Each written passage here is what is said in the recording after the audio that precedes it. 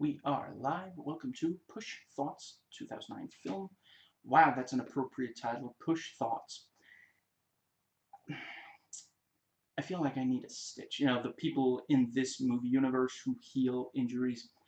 So I got a chiropractic treatment Thursday and another one yesterday, meaning Friday. It still hurts, so I might rush through parts of this video, but I do still really want to record a video today. But yeah, that's why yeah, and let's see, yeah, that's that. If you don't care about these disclaimers, I try to keep them short and relevant, but your mileage may vary. And real quick, for those who don't know, I speak fairly fast during the disclaimers since there are a lot of them.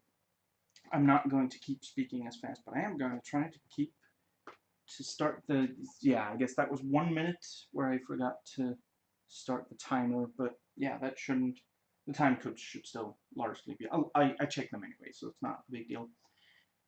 It would be a big deal if like a lot of time passed without it, but let's see. Yes, so, you know, I'm not going to speak this fast during the entire video. But yeah, I try to keep the disclaimers short and relevant, but your mileage may vary. You can skip right ahead to the first section via the description box, or any section that you want to watch. Now, this video contains spoilers, including possibly for the prequel comic book. I'm afraid I have not read it. I would like to. Now, let's see. So, I have watched, you know, some related stuff. I'm not going to be spoiling it, but you know, I have watched Heroes, you know, all 4 seasons, and what's it called, Heroes Reborn. I watched Jumper, I read William Gibson's Scroll trilogy, and read Philip K. Dick. And I'm not going to be spoiling any of those, but yeah. Heroes, I mean, I enjoy it fine. I guess if you just briefly want, I think the first season's quite good. I have very little positive to say about the second season, although I'm never going to complain about seeing David Anders, especially doing a British accent. Well, I looked it up at some point. He's not actually British, right? He realizes that people like it when he uses the British accent, so he goes along with that for parts. Anyway, um, I liked a lot about the third season. There was a lot I liked about the fourth season as well. I have very little positive to say about Reborn. I honestly don't even remember very much of it. There are so many things about that. I'm not going to. I'm not currently planning on doing any videos about talking about Heroes. I I guess I kind of feel like if I were going to, it would be if I either just like absolutely 100% loved it and was like gushing constantly, or if I just hated it and wanted to tear everything about it down. But I'm really not in either camp, so yeah, I don't especially want to, you know, I mean, am I saying that Heroes is not as good as Alias, for example? No, but Alias, you know, yeah, if you watch my videos on it, you can tell there's a lot I love about that show. And yeah, anyway, but I could definitely talk about Reborn for a while, but I would not be saying very many positive things. You know what? I kind of liked the what was it? Not what's the word? Not prequel, like a prologue. I like the prologue shorts. I like those more than I like the show itself. So, you know, if you're gonna watch anything Heroes Reborn, yeah, I like those. Anyway, let's see. But yeah, I way prefer this movie to Heroes. But yeah, I see similarities. I get why people are comparing this movie to that show, but it's just I'm not gonna spoil anything about that show. I'm probably not gonna be commenting a lot on the similarities. I don't know. To me, it doesn't read like a ripoff. It's just, you know, they had some of the same ideas. I don't know. if you feel like this is a ripoff of Heroes, I'm not sure I'm gonna be saying anything that will convince you otherwise. You know. Now let's see. And Jumper, I like it okay.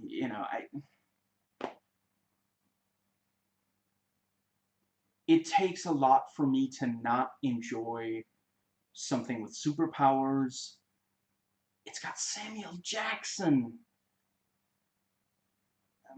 I don't remember his name, but the guy who plays Griffin, I like him in general, and I like him in the movie. It's too bad that the tie-in game is so bad, because it actually is Griffin's story. Did they actually call it that? Jumper Griffin's story? I forget, but anyway. And yeah, actually, wait, is it Hayden Christensen, or is it the guy who looks somewhat like, I don't remember right now. I liked him fine in Jumper. If it is Hayden Christensen, obviously I'm not going to be making excuses for the prequels, although I do think he's proven elsewhere that he can act. I think it's more an issue with George Lucas's direction. I saw someone recently point out that one of the problems with the prequels was, or recently, it might have been an old video that I watched, but anyway, the issue, George Lucas is not that good at directing actors, at getting natural performances out of actors, and when he made when he directed A New Hope, he was working with actors who would look him in the eye and say, this isn't working, we're going to have to do something else here. Like Harrison Ford and Carrie Fisher, rest in peace for Carrie Fisher, they speak their mind, and Carrie, yeah. So, and then you have, Natalie Portman, Aiden Christensen and such, who want to impress George Lucas, because this is a really huge deal for them, so they don't complain when he directs them in ways that don't really work. Anyway, Hayden Christensen is great in Shattered Glass. Anyway, yes, so that brings us to, yeah, so William Gibson, I read the Scroll Trilogy and Virtual Light. I'm really happy with, I'm not going to be talking about the what's it called, Johnny Mnemonic.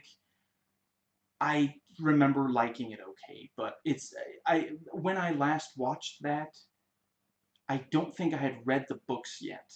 So, and anyway, but yeah, this kind of gritty, yeah, of a world where people have access to things that are very different from what we have today. It's based like, technically that's cyberpunk, and this isn't really cyberpunk, but it's like, it's something punk. I don't know. It's psychic punk, maybe? Is that a thing?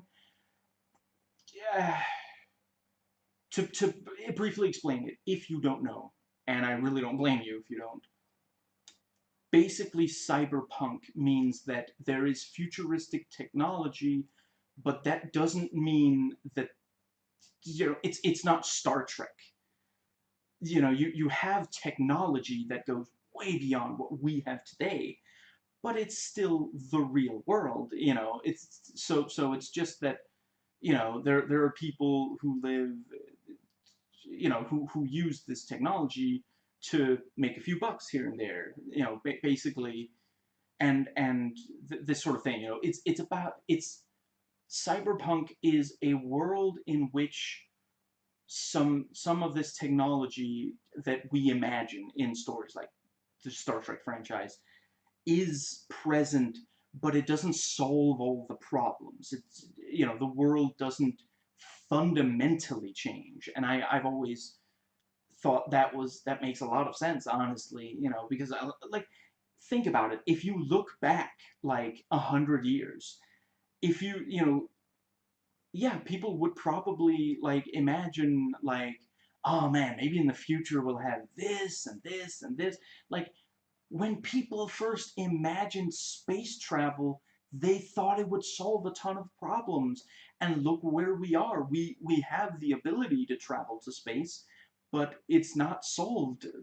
So yeah. Anyway, yes, I like that that's one of the things that, in the world of Push, you have all these people with superpowers, but it doesn't solve all the problems. It's not Superman. It's not, none of these guys are running around saving tons of people with their superpowers. And I felt like that makes a lot of sense. It feels as a, there's a quote on the cover from Empire that says thrilling X-Men meets train spotting. And I think that's a very good way to describe it. And yeah, the train spotting sort of gritty and yeah, this is regular people who do have this, and yeah, with the X-Men thing, they have these incredible powers, which I love. I love several of the X-Men movies. I love the first one, don't at me. I love the second one. I love, give me a second, I should have prepared this. I love Days of Future Past, and there are some really great things about most of the other movies. Yeah, I can't believe I forgot. I love Logan, obviously. And I'm one of the people who love the Wolverine.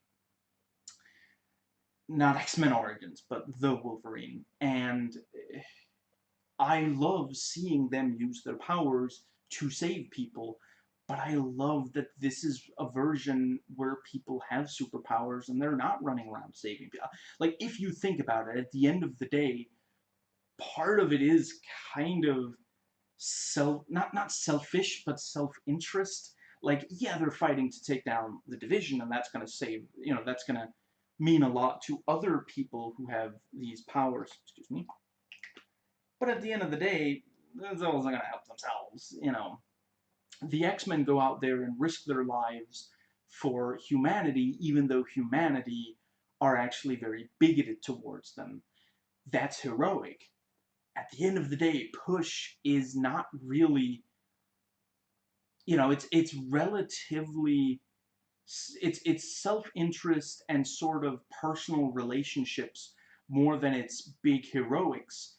And I really feel like that's probably a very realistic take on it, and I like that a lot. Now, but yeah, this kind of harsh reality, and yes, I've fully realized this is not an adaptation of any of Gibson's work. And no, I'm not the only person who's seen the similarities. And speaking of not an adaptation, but there are some similarities, and I'm not the first one to bring it up. I love the work of Philip K. Dick, and I've, yeah, honestly, hypothetically, like, if Philip K. Dick hadn't died, R.I.P., God, that would, yeah, I would really love to be able to read, like, new stories, like, if he was alive today and still writing, and, like, yeah. Anyway, hypothetically, if, like, I don't know, maybe not Hollywood, but, like, yeah, let's say an indie filmmaker, yeah, let's, director, doesn't say here, Paul McGuigan, I think is his name. Paul McGuigan contacts Philip K. Dick and says, I love your work. I think you could write an incredible story with superpowers. Would you be interested? And he wrote a movie. Yeah, this maybe it wouldn't come out exactly like this, because it doesn't have the kind of weirdness that most of his stories have, which is just like, you can always tell Philip K. Dick's story. Not always with adaptation, often not with adaptations, because they tend to excise the weirdness. As a quick, I've watched it more than once. I still quite like The Adjustment Bureau, but the short story that Philip K. Dick wrote that movie is based on, it has a talking dog. So yeah, that's the kind of, he there would be some weirdness from him in this, and there probably some things would be different, but this is still, like, it feels like something he could have written, and I love that. I absolutely love his writing. I think he's incredible. you know, I've basically read everything he's written that I've gotten my hands on. Like, yeah, you know, like people. I don't blame people who don't like long, crap, what are they called? Ah, sorry, I do not, I cannot recall the actual term right now, but commuters, right? Yeah, I understand hating, and I mean, I've never personally been forced to go through a really long commute, but I tend to use commutes to read Philip K. Dick, so yeah, which really makes the time fly by. But yeah, you know, I've read tons of his short stories, and yeah, like he's never written this exactly, but this is kind of, he would write something like that. And you know, the Matrix. I was gonna say the first one, but honestly, he would write some stuff for Reloaded as well. Possibly also for the yeah, sorry, my memory is pretty fried. Uh, re yeah, sorry, third one. Anyway, yeah, so let's see, yeah. The reason I say the year this came out and what medium it is to clear confusion as to which I'm reviewing between properties with the same title as each other. And yeah, so I record this as soon as I can get to the computer after watching the movie. I mentioned the prequel comic. Hypothetically, if you haven't watched Push the movie yet, and you haven't read the prequel comic, I would say I've never had a problem following this movie, and yeah, I have not read the prequel comic. Let me think. Was there maybe some stuff explaining what's in the comic on Wikipedia? I don't even remember, but you really don't have to read it to. Anyway, I might swear in this video. I am going to talk about some of the material in it that got it the age rating that it got. This is not a review. This is a series of, well, thoughts. Some of it is analysis, some of it is MST3K, riff tracks, and other jokes. Now, let's see. Thoughts I had while watching, those in chronological order, as well as before watching, separated into the first two sections, time codes in the description box. And then the final section, I get into stuff that I think is worthwhile to get into on Rotten Tomatoes, Metacritic, IMDb, and Wikipedia.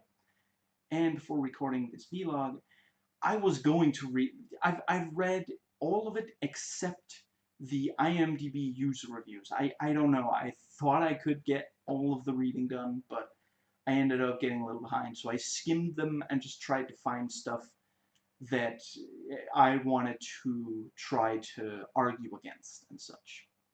I really don't understand why people have as low opinion of this as they do now. But yeah, I've probably forgotten some stuff by the time of recording, since I read, you know, some of these I prepare for weeks in advance. Some, there's more than a month between some of what I read and me actually doing this video. If you're not interested in the contents of all three sections, I invite you to only watch the ones you're interested in. And I have done a regular review on this, although I think it was maybe fairly short. That was back when I did short reviews, which is a lifetime ago. And now, this video is not me saying I'm smarter than you, no more or no better than you. Stuff I say in this video, I'm not saying only I could or have thought of it. It's just stuff I want to talk about, think others would enjoy listening to. I may in this video discuss one or more issues that do not affect me or affect me as much as it does certain minorities. I'm not trying to lecture those that it affects. In part, I'm speaking to others who are not in those minorities, so we can better empathize with those minorities. And in part, I'm expressing my interpretation of the material without claiming it's as valid as the interpretation of members of the minorities. Now, let's see. When I talk about the quality of what I'm doing in the video, I try to strike the balance between being appreciative of both intentions and results, criticizing things I generally feel should be criticized, and I try to judge the subject on its own terms. This obviously, they didn't have a Hollywood budget. They weren't trying to make something that looked like, the grit is very intentional, as is the sort of, like I mentioned, that this is about people who act in self-interest. The people, they're usually working,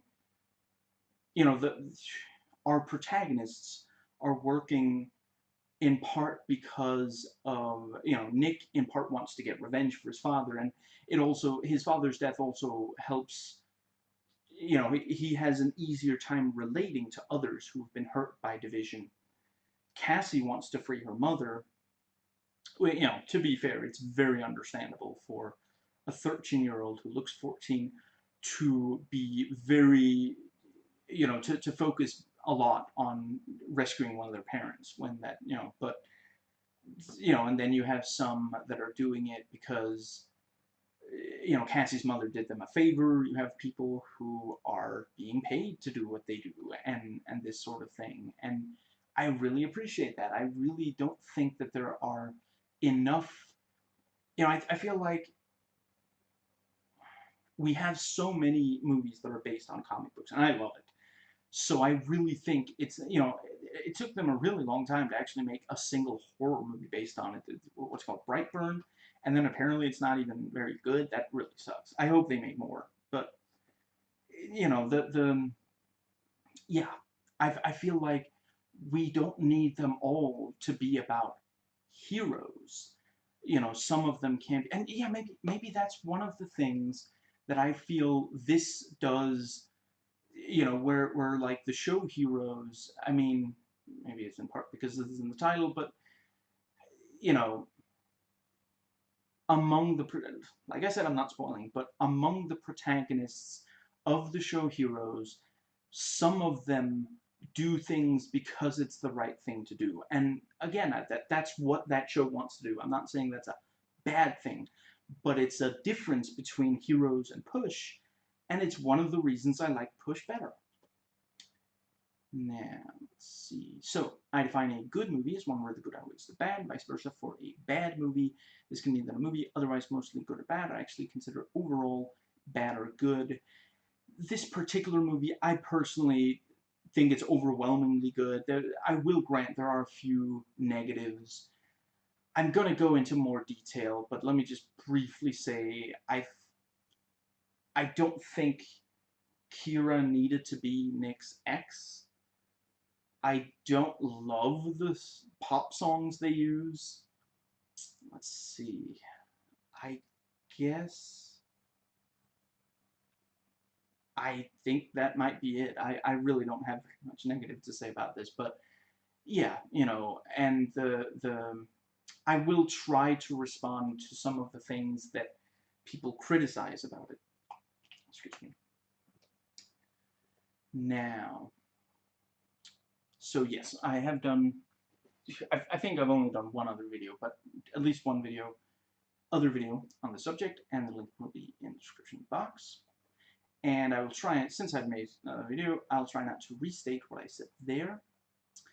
I got this on sale, so anything negative I say in this video is not out of bitterness. I also don't feel like my time was wasted or anything.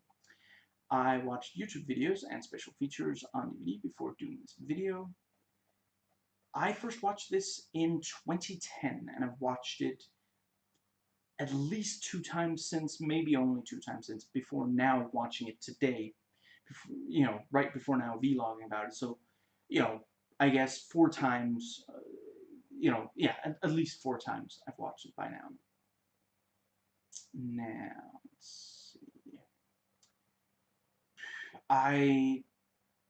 I've never really, my opinion and appraisal of this movie hasn't especially gone up or down. I always loved it from right away. I think I saw the trailer and I was like, I want this in my collection. And let's see. Yeah, I specifically sought it out. It wasn't something I came across, like with some other movies I own. Me making jokes in this video should not be taken as me thinking the thing I'm joking about is actually bad, me wanting to make light of a serious subject, etc. I simply find it very difficult not to MST3K or paralyze everything I watch. Now, I don't have a problem with violence and gore in general. Things one of my favorite horror movies and movies in general. I also love Cronenberg's The Fly, Videodrome, etc. I don't have a problem with films' sexuality, nudity, disturbing, and upsetting material in general. Monsters are one of my favorite movies. In my opinion, the only way sex can be wrong is if consent is violated and or it's cheating. I'm not going to be criticizing those elements much, but just so you know. And yes, so my own quote-unquote film critic rating for this is an 8 out of 10, and my personal rating is a 9 out of 10. There's very, very little about this that I don't love. So, a couple of off-topic things. If you don't care about these, you can skip ahead to one of the sections, and you'll probably pretty quickly be able to tell if you do or do not care. So, Trump was recently talking about how, he was talking about whether or not he needs a mask. And he said that he and the people near him get tested very frequently, which reveals that he does believe that tests actually show whether or not someone has the virus. It's not that he doesn't think the tests would reveal whether or not regular Americans have the virus. It's that he doesn't care about their well-being. He would rather he look good than they be safe. If he didn't believe the tests reveal whether or not someone has the virus, why would he have been so upset relatively recently when someone in his staff did test positive for the virus? It's, he has been talking about that he doesn't think, he's not afraid of making really terrible arguments. So, yeah. So, yeah, at Trump's recent rally, he mocked the names for the virus. Other than when he gets racist with it, I don't really care. It doesn't bother me that he does this. The crowd sure loves it. I just want to ask them, don't you want him to have a plan to solve it? Or are they cheering because him making fun of the names makes it seem like it's not real, that it isn't actually killing 127,000 Americans? And I think that might actually be higher, but that was about where it was when that rally was. It's just, why? I can understand, like okay, let's say Bernie was having a rally and he made fun of some kind of, yeah, whatever. I enjoy it when he makes fun of the yeah, he said a number of things that where I was like, thank you, I'm really glad someone is saying it. But I would also want him to have a plan. That's why we progressives like progressive politicians, because they have plans. But Trump, he just says this, and they cheer as if the virus is going to get bullied out of existence or something. Like, I can at least understand if when he's talking about how much he hates, like when he expresses all his xenophobia, I hate it, but I understand that the reason they're cheering is because he's saying that he's going to, he's not just saying that about this group of people. He's actually going to treat them badly. He has been treating them badly, But he's not changing anything about the virus by making fun of the names. He is literally doing almost nothing about the virus. So like, hypothetically, like, if a progressive was having a rally and I was there and they started making fun of something and it was a serious problem that they didn't have a plan for, I would not cheer. I would be like, well, what's your plan then? So, I guess, yes, that is first section, notes taken while watching. And before I get into the chronological order ones, I am going to briefly, I feel like I should start with this, and yeah, I realize some people aren't gonna care about this, and I don't know, skip ahead a little. Oh, okay. Tell you what, I will. I will hold up my left index finger as soon as I'm done talking about it. So if you, yeah, the movie definitely has a problem in how it depicts Cassie. I've seen others bring up the similarity between this and Leon. I don't know if I would necessarily say it's a very strong connection, but something both movies share is that the teenage girls are presented as closer to being ready for sex than teenage girls actually are. I really shouldn't have to say this, but don't have sex with someone who's not at least 18 years old. Just don't. And don't have sex with anyone that doesn't consent, although that issue doesn't come up in these movies. But just when you're making a movie, don't make it seem appealing to have sex with someone who's not 18 either. I'm not trying to ruin either of these movies for anyone, but I do think that it would have been easy to just age up these teenage girls to, it would still have a lot of the impact of a grown man trusting what would then be an 18-year-old girl, but they could have been 18, and yeah. Like I said, it's not. I'm not going to talk very much about Leon, and I definitely am not going to spoil that movie. But that movie definitely has an issue in the sexualizing of, and this movie doesn't have as big of an issue. I just want to acknowledge that it's not as bad, but it is still, like some have pointed out, that she is wearing a miniskirt, and there are these shots that really highlight her legs, and it's just, and it didn't have to be that way. It really is like it's weird that the yeah. Anyway, so this this is where the in chronological order ones start. I really like that. Like one of the very first things we see. I mean, yeah. I think we can see it from the very first moment. Certainly, the very first person we see is the cleaning lady, and like you know, just under 2 minutes in, we realize she's Division.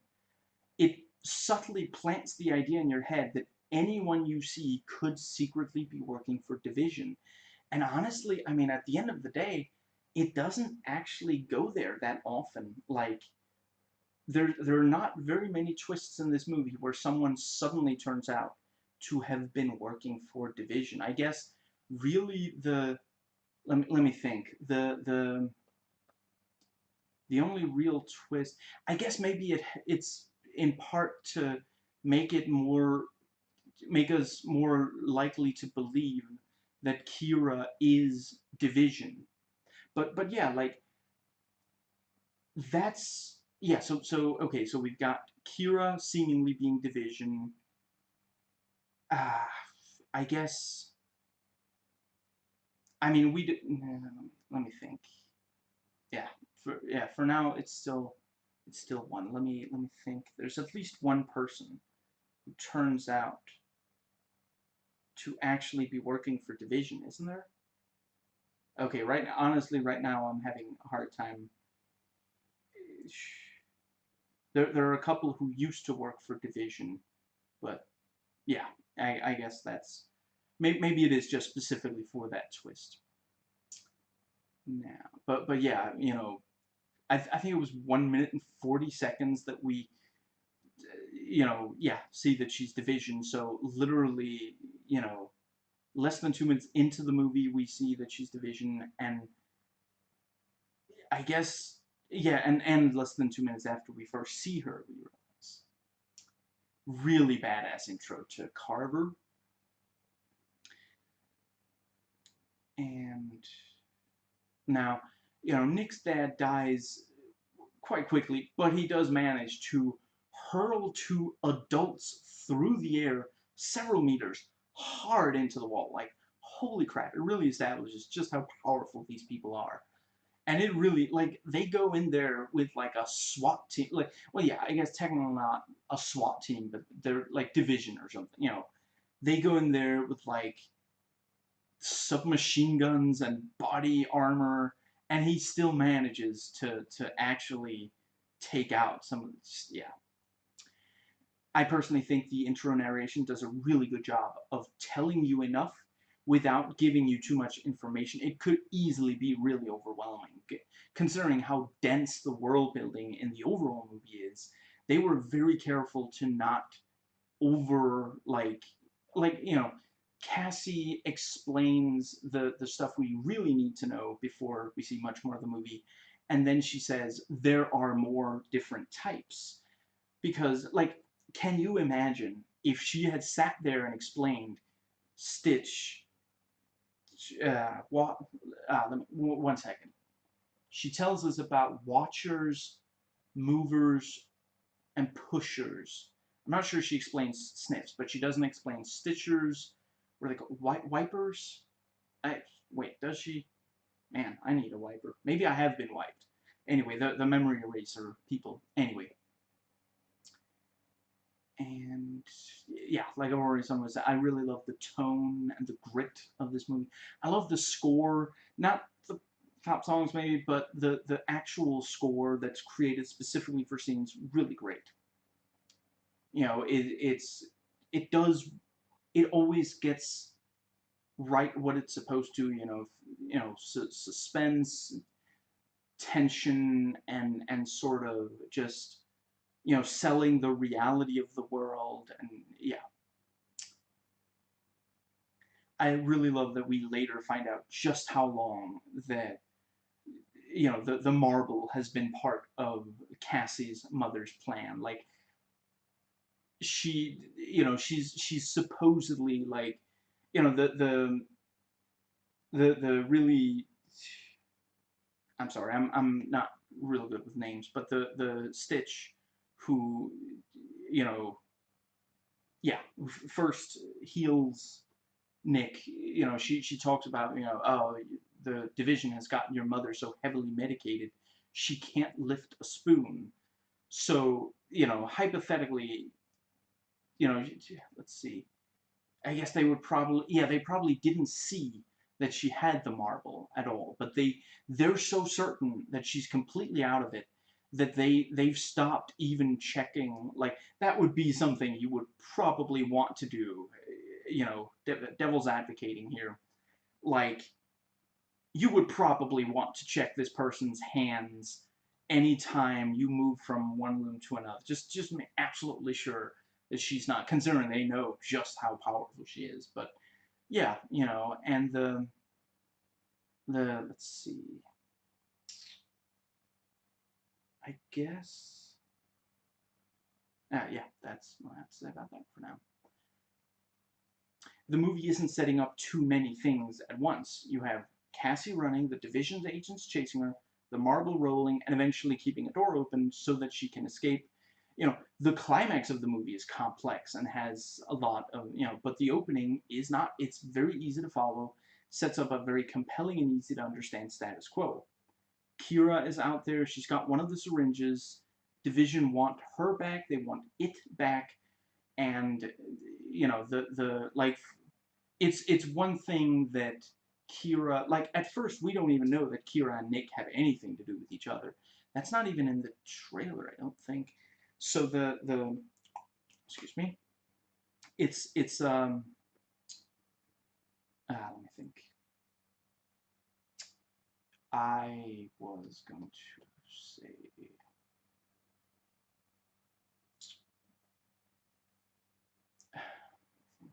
right, we, as the audience, we're basically thinking kind of like, we hope that she is able to escape because we wouldn't want to be in the hands of Division.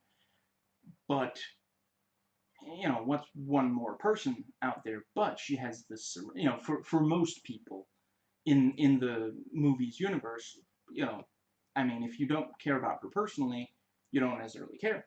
But she's got the syringe, and that's a big deal. So yeah, the syringe is, it's a MacGuffin, and literally for the entire movie, basically everyone wants this thing. It's something that's very easy to understand why people would want it, because the if you can, for one thing, you can use it on, you can try to use it on yourself or on someone to make them much more powerful. You can try to sell it to Division for a ton of money. The yeah, there's a it's a very easy to understand kind of thing. Some movies, the MacGuffin is just too hard to understand. Like, what does this thing do exactly, and what? Yeah, I've seen people say that about some of the extremely powerful MacGuffins in MCU movies, for example. And I'm not sure I necessarily disagree, but then I'm not gonna start praising the MCU in this video.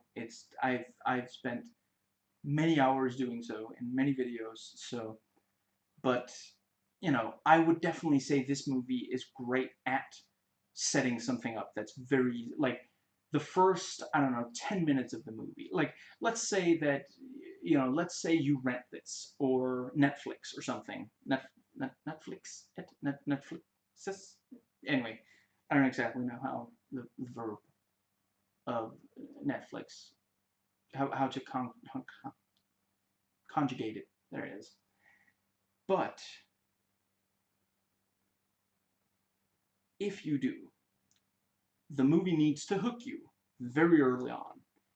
And I would say, again, your minds may vary, but I would say that it's certainly, they understood that they would need to hook the audience. You get a lot of stuff up front. Again, I've seen some amazing movies that are not great at hooking the audience, and that doesn't mean that they're not still great movies. I just recently, I haven't mentioned Filmento at all, very very much at least. I don't always agree with everything he says, but he very recently did a video where he talks about that while Blade Runner 2049 is a masterpiece, there are some reasons why it didn't do well financially. And yeah, that movie is incredible. It's one of the best movies I've ever seen. But yeah, that movie does not necessarily do that well at hooking you. Like, I can imagine that it might have trouble, like, if you start to watch it on Netflix, or if you rented it or something, if you don't already love the Blade Runner universe, you might not, you might lose interest relatively early on. The movie doesn't do that much to really try to convince you that that it's worth your attention. And I don't think, I you know it really sucks. I wish that it had. I really wish, because I don't really want the movie to be different from what it is. And I'm really glad that, I'm going to try not to butcher it. Denis Villeneuve. Yeah, something like that. I'm really glad that that it didn't, like, kill his career. He's doing, like, Dune or something, right? That guy definitely deserves to keep making expensive movies, because I really, like, there are so many people who would have looked at the budget of Blade Runner 2049 and been like, I guess I better make it super palatable and mainstream and bland, and I'm really glad he didn't. Like, it takes so much integrity and courage to look at that kind of budget and be like, I'm still making my kind of movie. I'm not gonna sell out just because this is a lot of money. He made an incredible movie, and a movie that is tonally consistent with the original. A lot of people, like, if you watch the original and then watch Blade Runner 2049, they are very much set in the same world. And, like, I'm not saying it's always bad, but there are a lot of movies today where they're making new sequels to movies that are very old, and the movies that they're making today are very different from the old ones. And it's like, I mean, if it doesn't, like, really grab you, or if you don't already care about the franchise, then it's not the same thing. And it's one of those things where it's like, well, how far away from what it, from being, very, very consistent with how the older stuff was, how far away does it get from that before it's just, well, I mean, you just kind of slap the name on it, and, anyway. Now, Chris Evans is really good at very quickly evoking either sympathy or disgust. I think it's his face, especially like when he smiles. I mean, he doesn't smile that much in this movie, but like, I'm not going to be talking very much about it. I'm definitely going to be spoiling, what's it called? Not Another Teen Movie. But in that movie, boy, is he obnoxious, and man, do you just hate him. And the same thing for the Fantastic Four movies. And it's the smile. He's he can smile in a way that just makes you want to punch him, and he can smile in a way that's really like, when he smiles as Captain America, it's like, wow, that's like, he's yeah. In this movie, he evokes sympathy, and, you know, Captain America, he evokes sympathy very quickly, but, you know, yeah, Not Another Teen Movie, and don't freak out. I hear that in Knives Out, he does a great job of being really obnoxious. I know, I haven't watched that movie yet. I probably will, but there are so many movies. But anyway, and, Nick passes his neighbor, and they greet each other. He speaks Cantonese, subtly setting up he's been living in Hong Kong, and specifically in this apartment, for a very long time. We've only just met Nick as an adult, and immediately we find out he's deep in debt. Again, establishing something that's very important for the rest of the movie. Let's see. And like, immediately you get why this character is like, the like the you know you immediately understand why he would at all listen to Cassie. And it also, excuse me, it gets across that it doesn't always work when he tries to use his powers. The day I complain about seeing Corey Stoll, I want to say, in a piece of spy fiction that has magic or science fiction that allows for superpower type stuff, someone pushed that thought into my mind. And I am not going to be listing them all because some of them are spoilers. I like the detail that Nick is like passive aggressive towards Division, but he doesn't immediately try to run. He knows that he's not going to be able to just get away from them just like that. He doesn't start to run until after they've already left.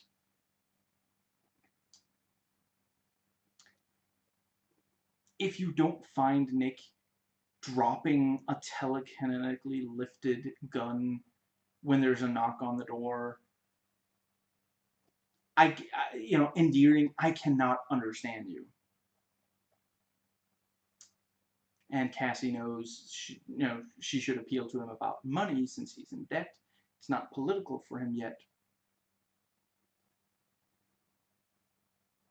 Cassie and Nick walk to get something to eat, and they pass all the fishermen and such. It's very clear they work very hard. You get a real sense of what it's like to live there, to work there. First things first, I'm a craftsman. I'm 13, and I've been told I look at least 14. I saw at least one person who apparently didn't understand why she would say that. It's because she wants to be taken seriously. A lot of teenagers are frustrated when adults don't take them seriously because of their age.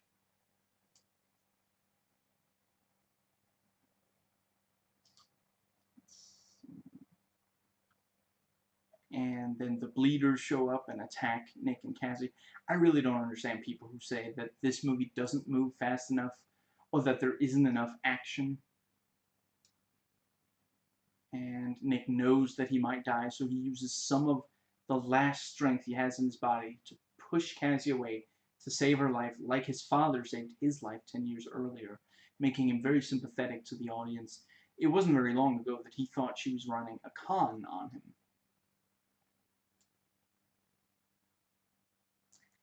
I guess maybe some people were upset that they didn't get, or yeah, that they don't get the information up front about why Kira wakes up like this, but we do get the information, it's not even that much later into the movie, and it's very clearly explained. You see the memory eraser, you get a really good look at him, so it's easy to recognize him later in the film. She wakes up, where she wakes up is, I think, the same place Nick goes to see him, or at least nearby. It's the same kind of place. I guess I could maybe understand it if, like, okay, Kira wakes up the same place, but then when Nick goes to see the memory eraser, he's actually in that expensive restaurant. Or actually, I guess I don't know if it's expensive. Sorry, the restaurant where Carver and Victor are eating. Okay, then it's a little harder to, your memory might have to work a little harder to, but it's, anyway. And like, isn't it kind of obvious? She wakes up, she doesn't remember where she is. The guy look like the way that, like, and then she sees, there's a message written, and then she writes to see if it's her handwriting. It is. I how is that not enough? How is that not enough to understand that there's some kind of, like, do the people who don't like that, do they just not like movies where things are explained after? Like, there are tons of movies where you see something and you only explain, and it's only explained later, you know. Anyway, let's see.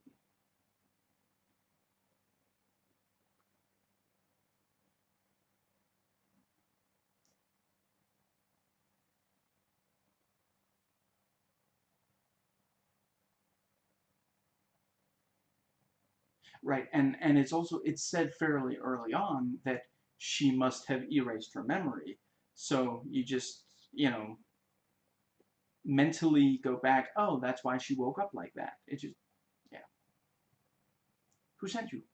Your mother. The Stitch is established as being very mean-spirited. The way she speaks to Cassie, it's very clear she's only doing this as a favor. She doesn't actually want to help them, which makes her betrayal later in the movie a lot more credible. She really is. Wow. I had forgotten she was quite that cruel, talking to Cassie about her mother like that, completely unnecessarily, but I mean, that is, again, there are some incredibly cruel people out there. I don't know, maybe some people were confused about why Nick is on the table that he's on when the Stitch comes in. The way I see it, he doesn't have money, so he's not going to get hospital treatment. So someone, like a janitor kind of someone, moves him to that bed, and they're going to leave him there until he dies, hence the Wall of the Dead. And the only reason that he does live is that the Stitch comes in. She's there specifically because Cassie's mother did her a favor years ago. I really don't understand why this is confusing to people. I feel like it's very, very clear. That, how did the Stitch know to go there? Because Cassie's mother's one of the best watchers ever. How did Cassie know to be there? Because she's a watcher. And I don't know. I guess there are maybe a lot of rooms like that, and we just only see the one. But every time someone, like, basically collapses on the street, they're dragged to there so that people aren't falling over them or something. Yeah. Nick has a lot of empathy for Cassie now that he knows about her mother.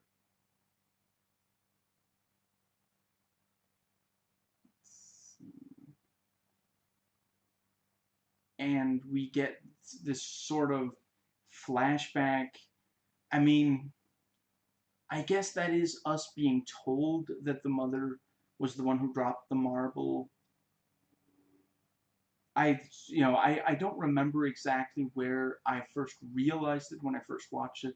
I just remember you know, by the end of the movie, I wasn't confused about that at all. I wasn't like, well, what about the marble at the start? How did some... No, I was like, so yeah, I guess that is where we're so again, like, there are answers. Like, I don't understand people who say that it doesn't, that they didn't understand the film. Just like, everything is answered. There's a couple of things that are left open for a potential sequel.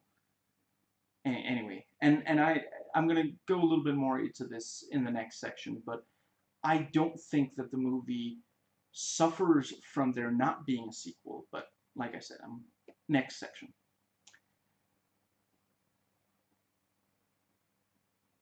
And Nick realizes the bit about there being money in the case was a lie, and is now ready to help. And despite that, Cassie saw coming that he wouldn't accept it right away. Yes, Corey Stoll, please taunt the woman who can make you believe anything and control your actions. Brilliant. I see why they hired you. I don't know. I guess he's just so used to handling people who are not very strong. Like, yeah, I mean, I guess that is the idea. It's only because the yeah. The only, basically almost no one can actually push Agent Corey Stoll. The only, almost no one, basically some of the only people who can push him at all are Kira post-injection and Carver. But he was murdered. And you know who did it, don't you? I really appreciate that this is a conversation rather than just us hearing voiceover as he comes to believe it, since really almost every time, possibly every other time, that there's, oh wait, no, yeah, I guess not really. The pushing when Carver does it to convince Kira that she's an agent. But yeah, almost all the time when pushing is depicted in the entire movie, it's voiceover, but it makes the scene a lot more effective here, and it wouldn't, it wouldn't work if they did it this way every single time. God, I love this movie. I know I'm praising it a lot. And Kira jumps out of her hiding place and squirts soap in his eyes. Man, that's got us smart. And it's very credible as a first attack. She is not trained for combat. Corey Stoll is. Kira takes Corey Stoll's gun, the car keys from the partner, and his coffee, since there's no reason for that to go to waste.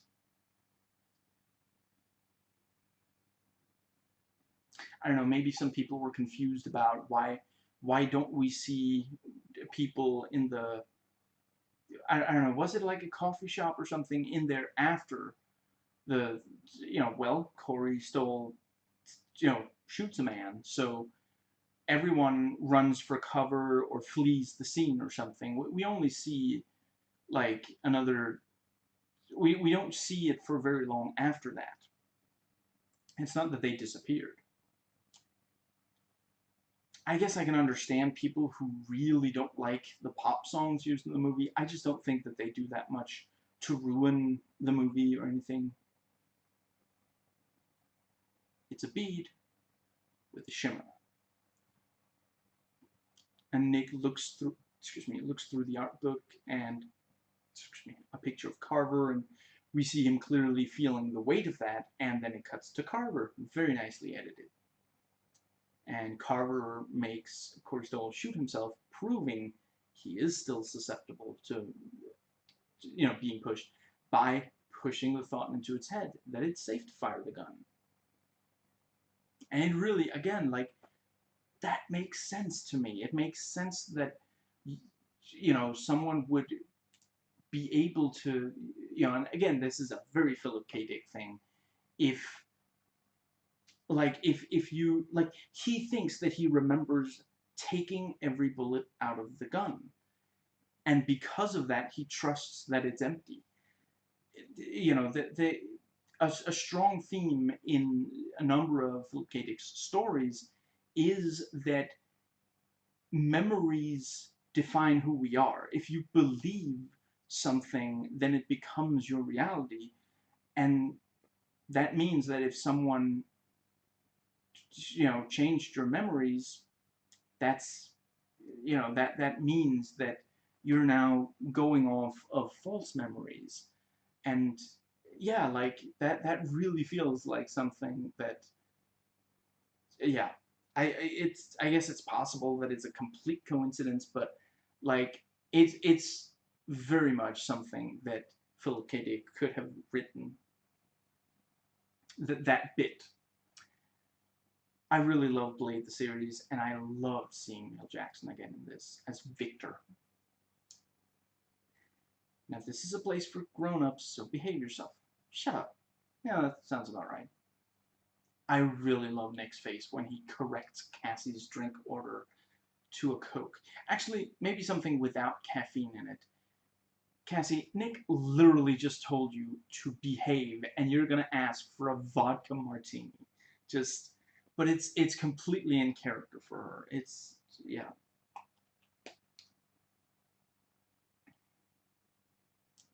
And actually, it's a good, like, when she first, she says, my mom drinks when she wants to get clearer visions.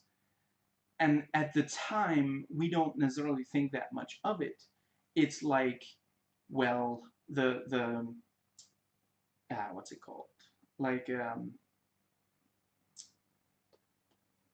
it's just kind of there. It doesn't immediately lead to something, but then I don't know, 20 minutes later or something, she does drink and she does get very clear visions, and that leads, that really drives the characters to change what they're doing. So, because it kind of sounds like, yeah, she's a teenager, she wants to be allowed to do a grown-up thing, so she's going to make up an excuse. I really love all the stuff about the bead, how no one can recognize it from the drawing, and how Nick even starts to suggest how he would draw it to make it clear that it's a bead. Is she happy? It's a very big boat. Were they trying to subtly make the joke about it's not about the size of the boat, but the motion in the ocean? I mean, that was pretty, like, dated by 2009, wasn't it? I feel like, so maybe that's why they don't completely make the joke. I don't know. It's very clever that Kira pushes the thought into the couple's head that they're old friends, so she can get a ride. I appreciate the detail that she smiles when trying to convince them they're friends, and when reconnecting with Nick and such, when a lot of the time she's more brooding. But yeah, like, she's like, I know, I should have called.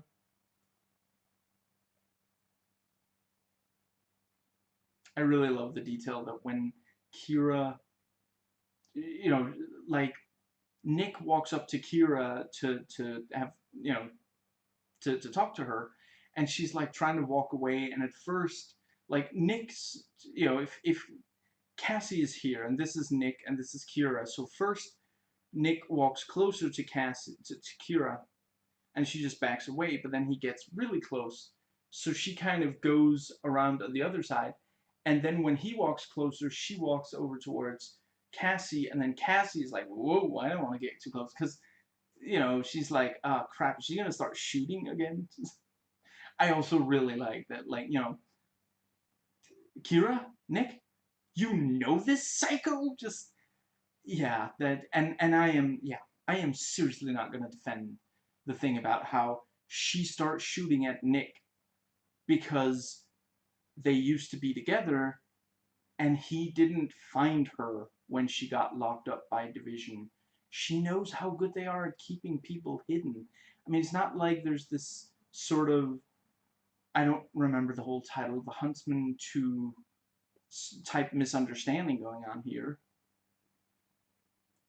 We meet Pinky, get a very clear description of his powers. So, Pinky, your wife gave you that name? I completely understand finding her character really obnoxious and frustrating. She's very snarky with people who are also in a very bad situation, are also in a very bad situation. I mean, it would be one thing if she was around people who have a great life and could give her a great life. I mean, this is not like Killmonger going into the nation of Wakanda, for example. Yeah, I do feel like the romantic relationship was unnecessary. Kira didn't have to be Nick's ex. I'm not sure it adds much to the movie, other than obviously some people go to the movies to see romantic relationships. I guess they were covering all their bases. And obviously they wanted to get a strong reaction to the ending, the realization that Kira and Nick really were together. Kira wasn't an agent like Carver pushed into her mind. But it didn't have to be a romantic relationship, and they didn't have to make her character so obnoxious. Excuse me. Okay.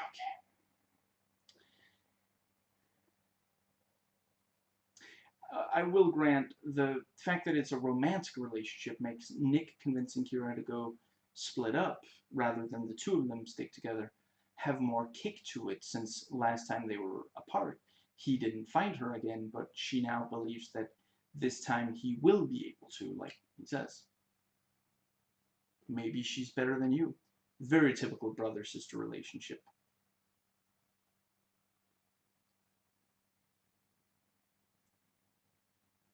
If I don't go see him, he'll come to us. I can't help but wonder if that line was ADR, since we only see Nick's back as he says it. Maybe someone like watched the scene back and was like, why didn't he listen to Cassie? Like, she's making a lot of sense, but yeah. I've seen some people say they didn't think Nick was cool enough in the movie. I honestly don't understand how they can say that when he goes directly to Carver, points one gun at him, one at Neil Jackson, and Carver and Victor being in the field together makes a ton of sense. Carver can push most people to control them, and Victor can, yeah, and anything he can't handle with that, Victor can handle with telekinesis, since we see he can even stop bullets.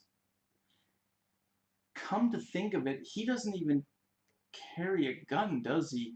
The gun he picks up and uses against Nick is Nick's second gun. I think, yeah, yeah. And then during the climax, he's stopping bullets, but he's not actually, and he's throwing things at people. He's not actually using a gun himself. Yeah, that's badass. And again, like, I'm sorry, but so many of these movies, it's like, why doesn't someone just grab a gun and shoot this person? Yeah, they have these various superpowers, but they can they can be killed by bullets. So why doesn't And the answer is that the people who created the character wanted and sometimes I'm completely okay with accepting that, but it makes so much sense to me that someone who has telekinesis would still want to use guns. Nick still uses guns, and I guess it's possible that Victor does carry them. He just doesn't usually get his gun out.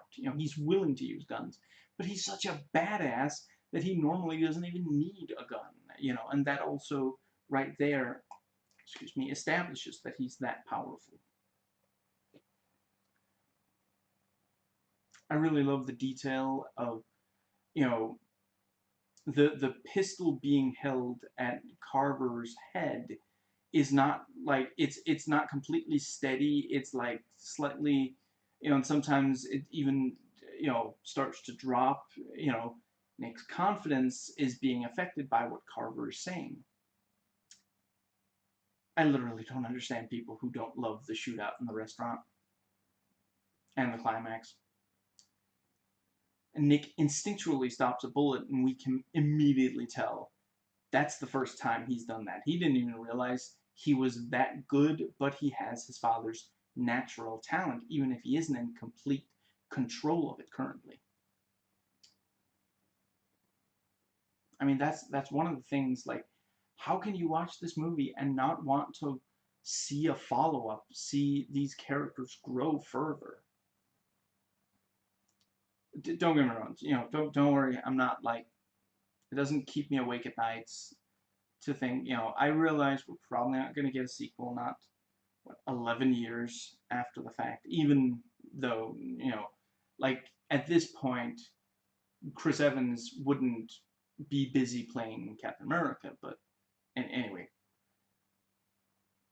And Nick and Victor both point guns at each other around the corner, but Victor is out of bullets, so I love that the first thing he throws when he realizes he's out of bullets is the gun itself. Like, that's because why not? Why would you just drop it? It's still potentially, he doesn't, he's like, oh, nah, it's not gonna fire. Okay, well, I'll chuck it at, like, with his back or something, and then once he knocks Nick down, he lifts him into the air and slamming him into columns and smacking him up against the ceiling. All this stuff, just, yeah. Cassie points out to Carver that killing Nick means that he doesn't get the case either.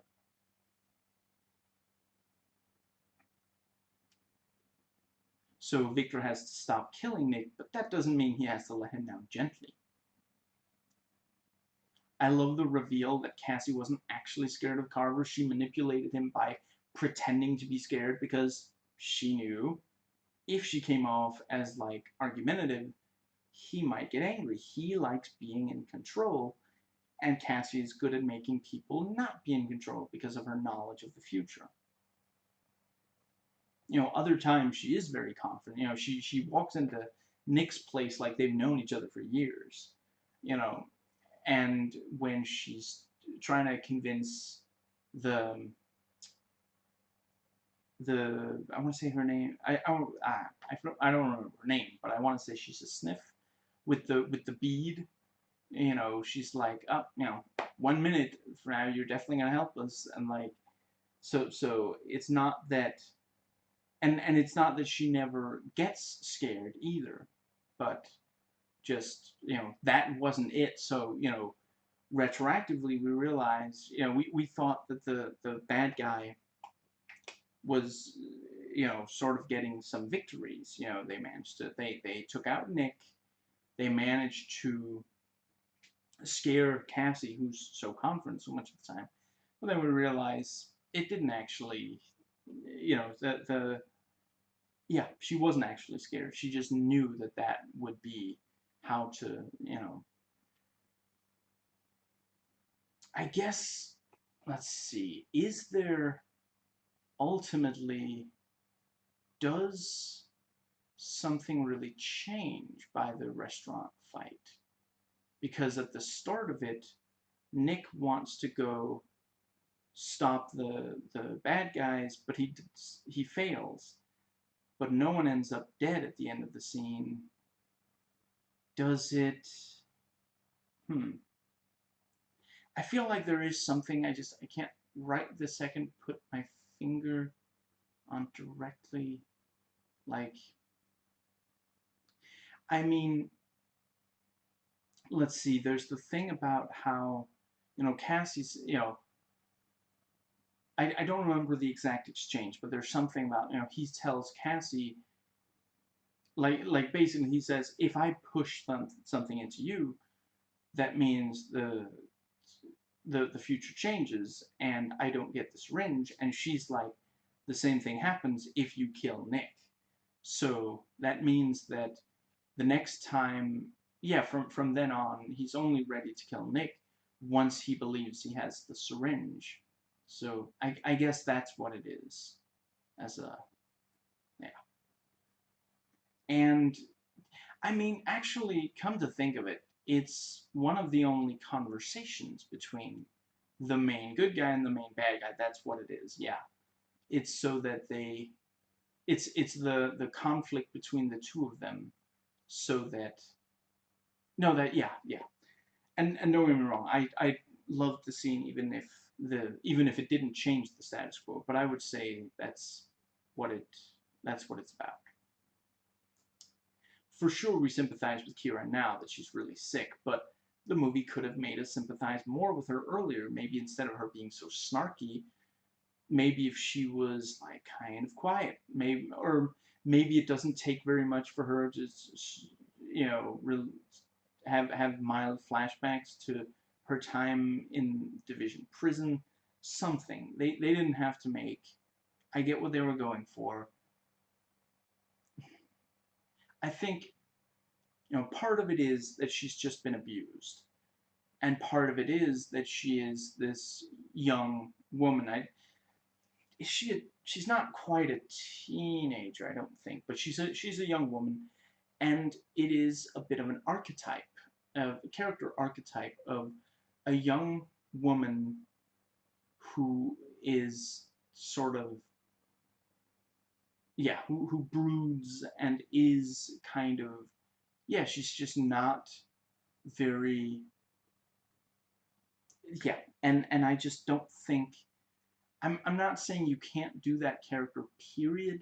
I just don't think that it's a good idea to do it in a story like this, because it just, like, come on, we're all on the same team here. Let's try to work together.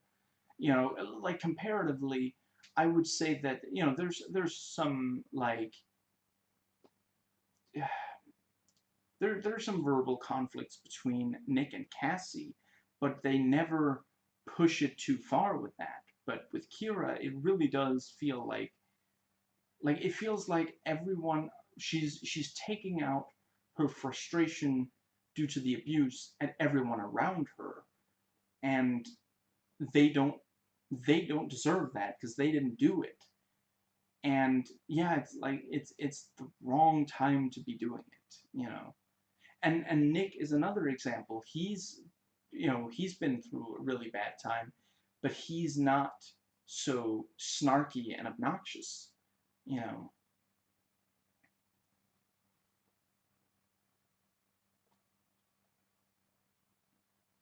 And we see that the Stitch who killed, sorry, who healed Nick is working with the evil Watcher. I forget, is her name actually Pop Girl? Excuse me. Yeah, I think I'm gonna need to speed this up a little for the sake of my back, so that I do not forsake my back. Okay, speed round. I've forgotten that the heist section starts about an hour and 5 minutes into the movie, so it's almost 40 minutes. The movie's like an hour and 42 minutes of the movie that's the overall heist. Again, this movie features a heist where people are trying to counteract people who can see the future. I don't understand how anyone cannot love this. And there's the line, with this drug will be more powerful than division. That looks like another ADR line. I'm guessing someone thought their motivations were not clear enough. I honestly remembered it as them being, as the motivations being that they want to sell the syringe to Division for a lot of money or something. I really like the cut between Nick and Kira kissing in the apartment, to them kissing right before she leaves as she's saying goodbye.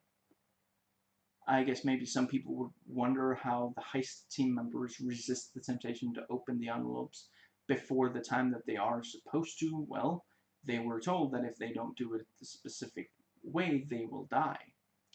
And the briefly, yeah, I ended up not making a note of it, but I want to briefly talk about when the shifter talks about, you know, when he's told, you know, you're gonna die right by an elevator, and so when he's told, you know, you got to take the elevator, it's like, oh God, is this, did we change the future, or you know, is he gonna die here? Same as when Cassie, excuse me, goes to see the tiger. Take an umbrella, it's gonna rain, but the ice is slippery. You know, I had to find some way to reference that movie when talking about this one, especially with the, well, you know, if you watch that movie, and if you don't, it's a spoiler for that movie, so I'm not going to explain it in this video. It's very clever to have Pinky hand over Kira, since Division would think they could pay him for handing over Kira. This way, Kira ends up back with Division on Nick's terms. Division people, rather. You're the one that wiped Kira. There you go. Consider that plot element completely explained by now. I'm not gonna wake up and forget who I am, right? And the guy just shrugs his shoulders. It's not like Nick is gonna take the money back, leave. He knows he needs them. And exactly when the time is 7:35, the wiping starts. The envelopes are read by Cassie and the Sniff. The Lord giveth. Let's be honest. Recently, it's been a lot more takething than giving. No, he dies slow. Your sister promised me that, and a great deal of money. Holy crap! I mean, at least before she was just verbally cruel, but this just wow. Again, I'm not saying that's a bad element of the movie. It's I honestly kind of hate fiction that tries to convey this idea that there aren't really cruel people out there. They're just sometimes someone's just having a bad day. No, there are people out there who are unbelievably cruel, and I feel like our fiction should reflect that. I really like the rivalry between Cassie and the Evil Watcher throughout the whole movie, Agent Hollis. The brilliant thing is, it is somewhat credible. Up until the very end, you can kind of believe that this is true. Certainly you can believe that Kira would, believe it, considering all that she's gone through. It's not going to happen. Nick genuinely does want to reassure her. I really like all the jabs at Cassie not being great at drawing. It's a fun little quirk, and it helps to humanize Cassie. Think about it. She can see the future. That is extremely difficult to relate to. Don't worry, he won't remember a thing, and that's why Pop Girl isn't an issue for the rest of the movie. Your mother is very proud. I like the little smile she gives at that. I don't necessarily think Camilla Bell is the best actress in what little I've seen her in, but I do think she does a great job of making Agent Kira very distinct in body language and the way she speaks and everything from regular Kira. Honestly, I mean, I'm glad she turns out to not be Agent Kira, but I like her performance. So, like, she's not obnoxious at all as Agent Kira. Nobody's been to Coney Island. Coney Island doesn't even exist. I'm sorry, but that is a weird. Nobody's been to Coney Island. I really don't understand why it's not just like, you've never been to Coney Island. Neither have I. Nobody's been to Coney Island. Seems like a weird. Anyway, I love Victor's slight smile at being told that he's allowed to kill Nick. I love Victor's face when he sees all these guys with guns. Like, holy crap, am I actually going to be able to stop that many people with guns?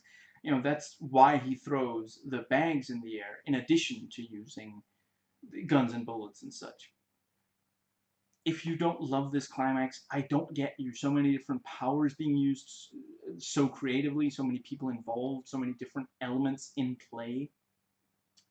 And Nick escapes and runs up to join the gunfight. It's such a victorious moment. We get a real sense that now the good guys might win. And Kira pushes a group of gunmen. I love when they all turn at the exact same moment in unison. I love the rematch between Victor and Nick with the powered up punches. It makes a lot of sense that Nick is good at martial arts. If you are thousands in debt, you need to be able to fight off debt collectors. Nick manages to defeat Victor, and then we see the demise of crap. Was it Shrill, or was it? Right now I can't quite remember. I'm just real quick gonna see. No, it doesn't say it here. Bleeder, I think. Yeah.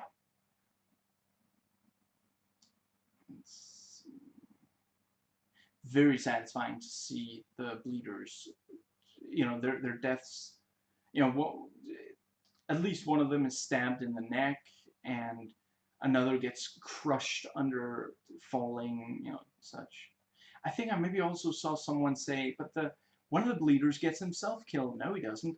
It's true that some of the stuff falling down is his fault, but Nick using his telekinesis is why the whole thing collapses. If Nick hadn't used telekinesis, that wouldn't have, and, well, why does the bleeder just keep standing there? Well, if he runs towards Nick, he might be pushed back. If he stays there, maybe he has a better chance.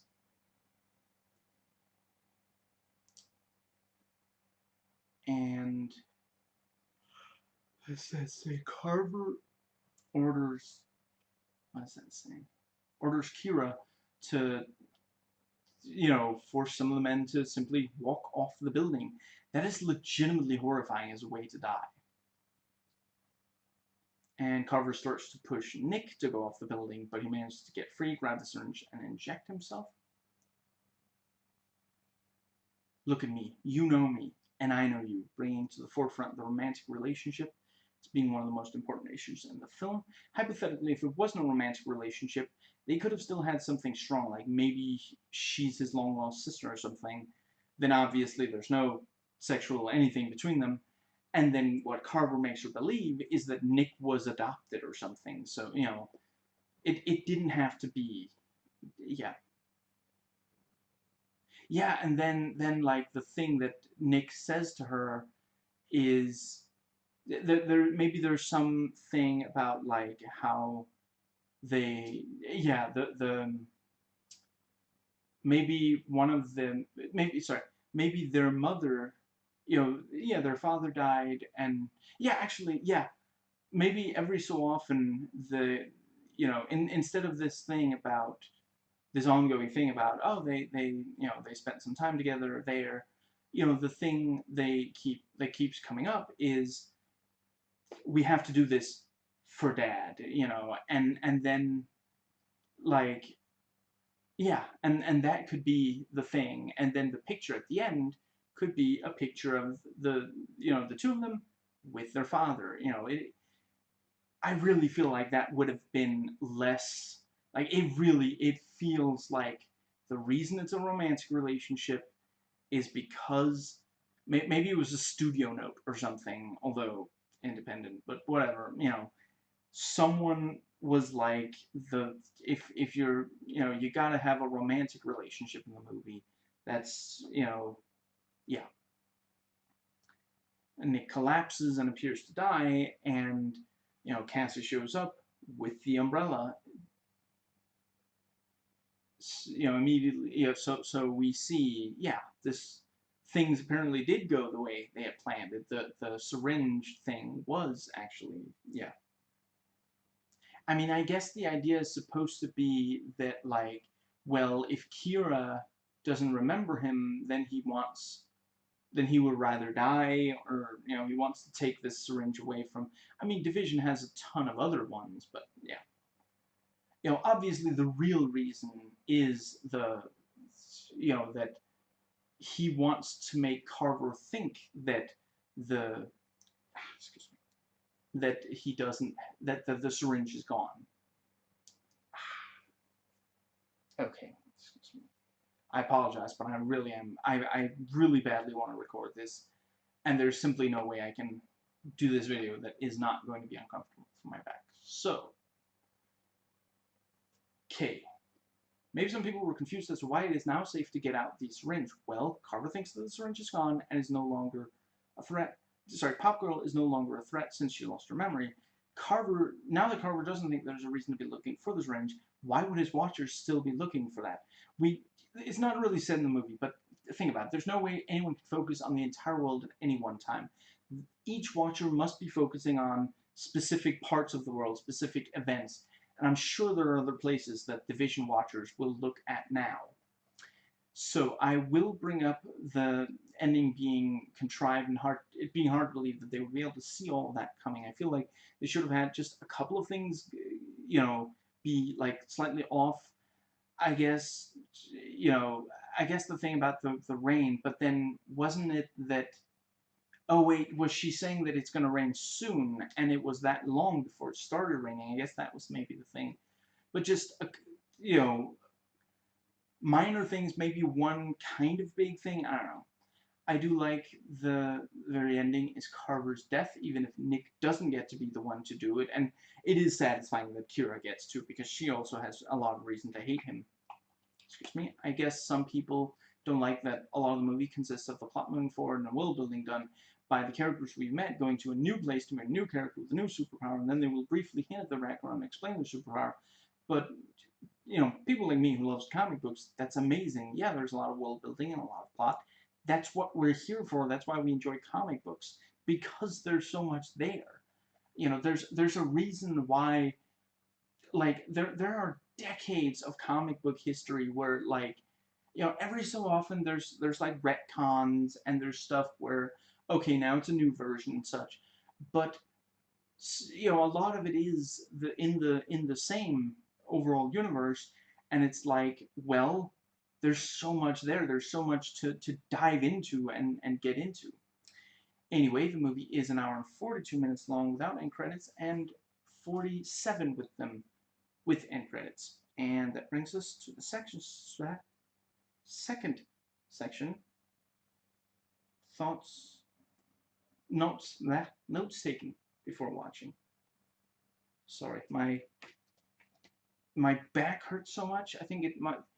Is there some way that your back can hurt so much that it cuts off oxygen to your brain? Because I feel, nah, I'm kidding. It's not. There are people who have way worse situations than I. I'll be fine. I'll get more chiropractic treatment after the weekend is over. So yeah, this was directed by Paul McGuigan. I've only watched this and Lucky Number 11, and like half of what I've seen by him. I forget if he's made a lot after this, but I think he's made a couple of other movies. So let's see. So yeah, Chris Evans. I'm not gonna. Obviously, I've seen him in all the MCU stuff. Fantastic Four. He's also great in Sunshine. That's also a movie where yeah, I guess I shouldn't say. I think he's fine in TMNT. Dakota Fanning, I mean, other than this, let me think. Man on Fire, Hide and Seek, Once Upon a Time in Hollywood. So yeah, there's a lot of her movies that I haven't watched. And Camilla Bell, I think this and 10,000 BC are the only two movies I've seen her in. So yeah, that doesn't give you a very positive opinion of her. Obviously, the 10,000 BC is not her fault. She did the role the way it was written. And Jaimin Hansu, I watched Stargate, Amistad, Deep Rising, Gladiator, Constantine, The Island, Guardians of the Galaxy, Aquaman, Captain Marvel, and Shazam. So, yeah, apparently some critics felt the movie was contrived, hard to follow. Outside of the ending, I really don't see that. And really, inside the ending, it's too dark to read. Now, in the ending itself even isn't that. I just find it. Excuse me. I think the ending is a little hard to. It's hard to believe that everything worked out exactly the way they had seen it. That's and that, I mean, that wasn't even the time that Cassie drank to get an even better vision of the future. So it is like, well, suddenly she's a lot better at the visions than earlier. I feel like they should have had some kind of thing of like, okay, she gets really drunk and then that's what she draws or something. But anyway, I found the movie very easy to follow on the first viewing. I'm not trying to brag. I guess maybe it helps that I used to read comic books for years. As maybe this is on par with how fast the plot moves and how complex it gets. It's comic books. And yeah, I mean, I guess occasionally I do get bored with the plots of movies because a lot of them are so much simpler than a lot of comic books. Anyway, so yeah, I tried really hard to pick up on things that are supposed to be that others say are contrived on this viewing. Let's see, because I honestly barely understand what people are even referring to. I guess a lot of people don't like yeah, I mean, the movie has a number of small little info dumps. Like I already said, the characters we already know go to a new place, meet a new character who has a new superpower, and that superpower and some of the parameters are briefly explained and their past hinted at.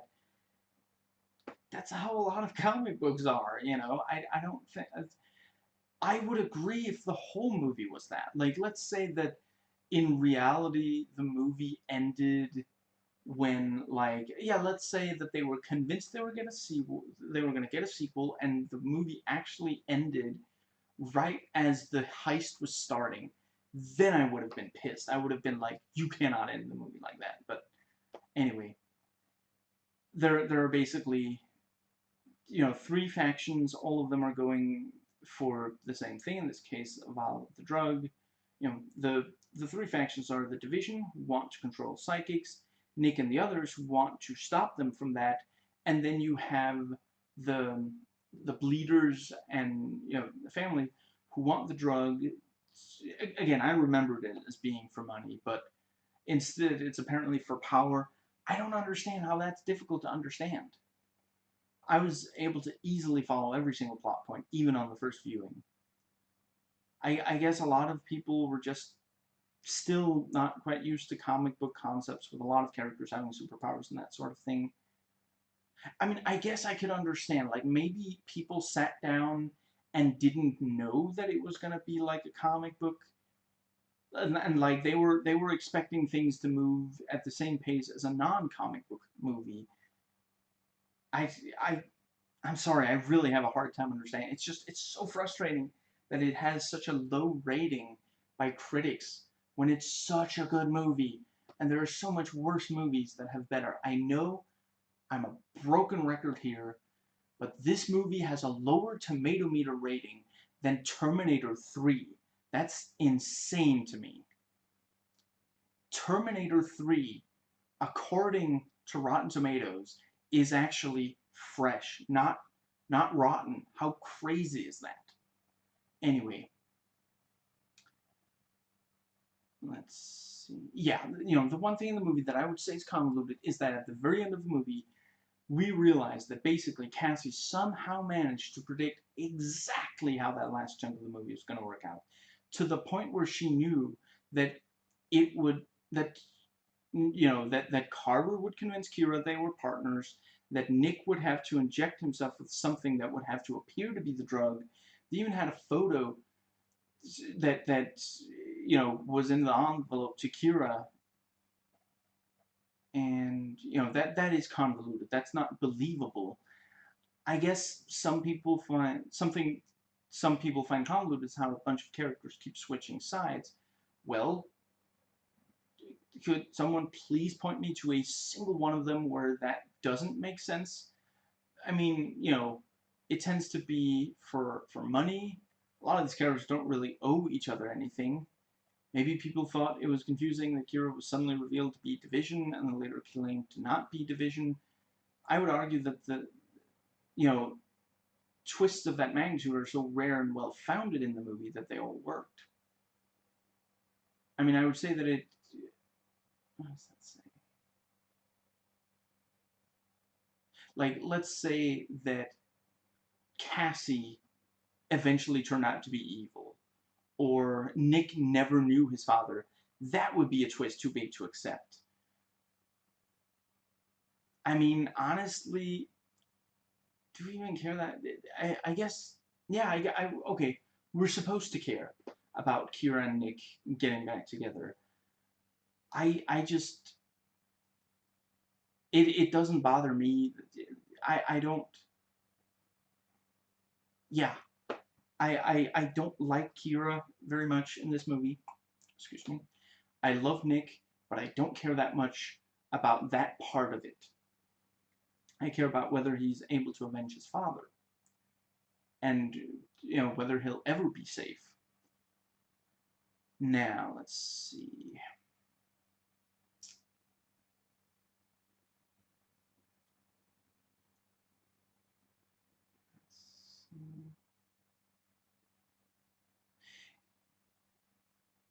yeah, so the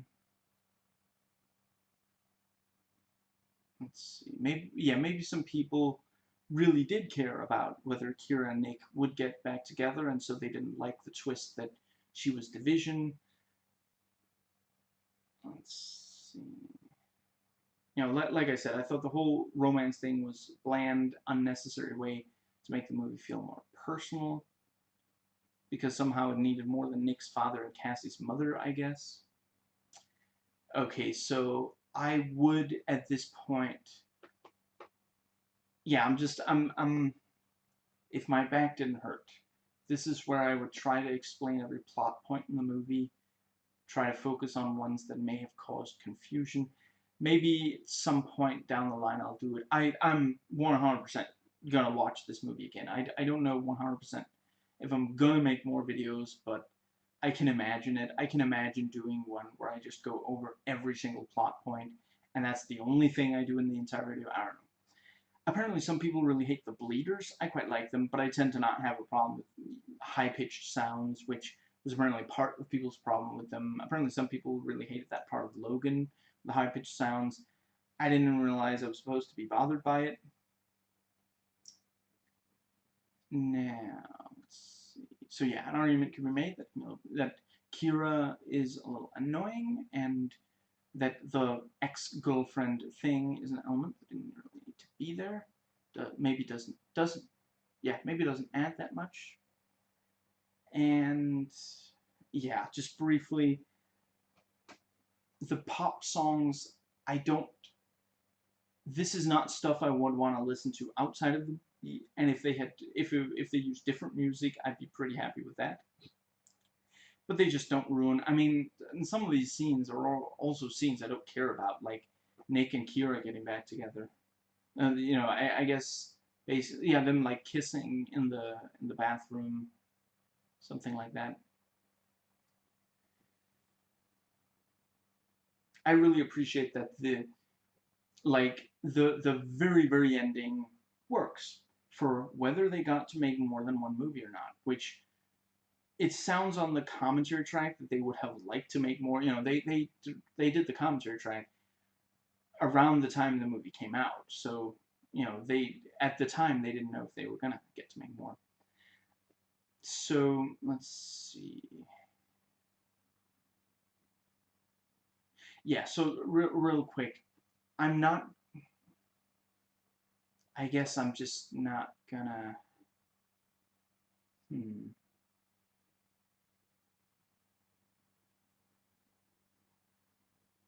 I guess what I'll say is I'm not spoiling any other movies, but a lot of movies that are the first in a comic book adaptation kind of thing, a lot of them, like, if the ending is just not big enough if there's only the one movie. But clearly there's way more story to tell, but the ending, the 1 second. Yeah, the ending doesn't clear up after everything, but they knew that. Let's see. Yeah, they knew they wanted to make more than one movie, so they left it open like that. And I'm quite glad. If this movie had gotten a sequel, it would have Kira as one of the most powerful pushers, which makes her a strong weapon against the Division.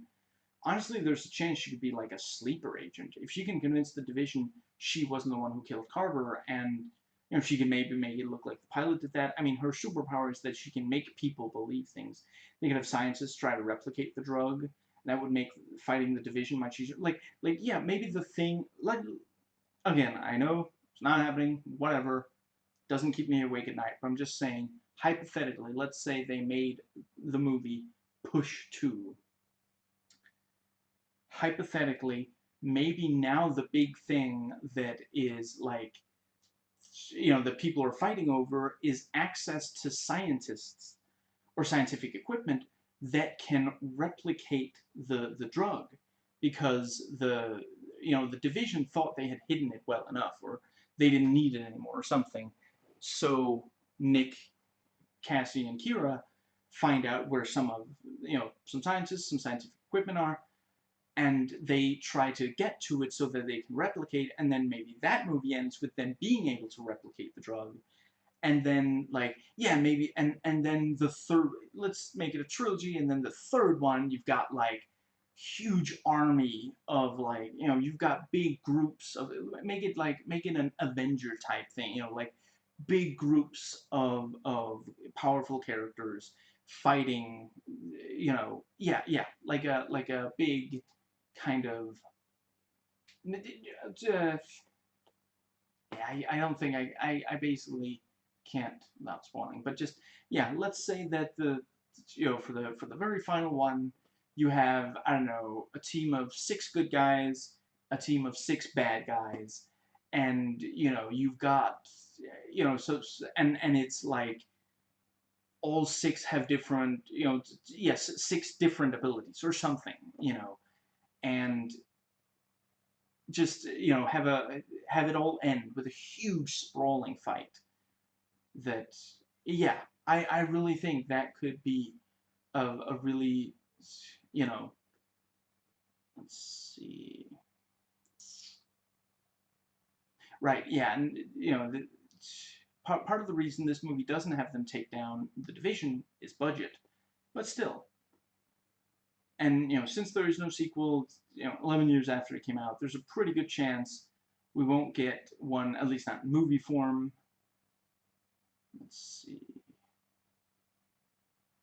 Yeah, I mentioned that Chris Evans is no longer doing MCU, but I also don't know if he still would want to, like I said, I just listened to the commentary track not many days ago. Back then, he sounded like he would really, but that was 11 years ago. It's possible that's changed. But yeah, since, let's hypothetically say there will never be another, more of the story told from after the events of this movie.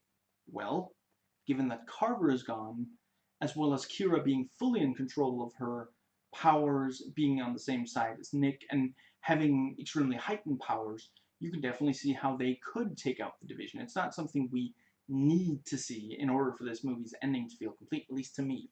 It just, yeah, let's say that, okay, in if I had to very quickly, describe how they do it, Kira, once the plane lands, Kira tells, she like rushes out of the plane and, like tells the people there to get her, quick, the pilot shot Carver.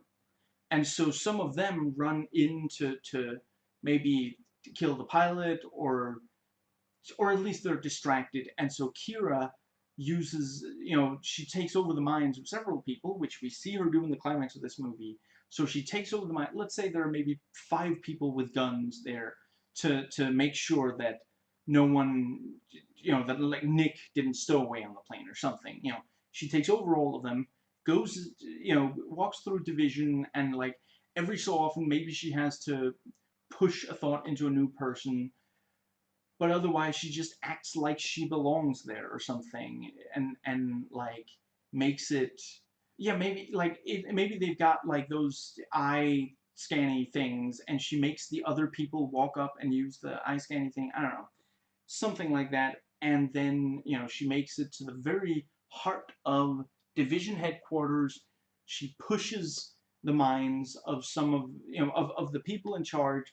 Maybe some of them she goes and kills, but if she closes down Division, what would Division be without a huge like without a lot of people backing them up? It's just a bunch of 2-person teams all over the world. That's not that big of a deal. And if they manage to free Cassie's mother, if they badly wanted to take out all these groups, they probably could with her help. And I realize that this is not part of the text of the movie, but I'm just saying this little bit of fan fiction is not, I'm not really going far outside the boundaries of what the movie suggests, so like it's, I really feel like the movie tells us enough. But yes, I would love, like, it would be great if there were sequels. Honestly, boy, if we're not going to get a movie, a game would be awesome.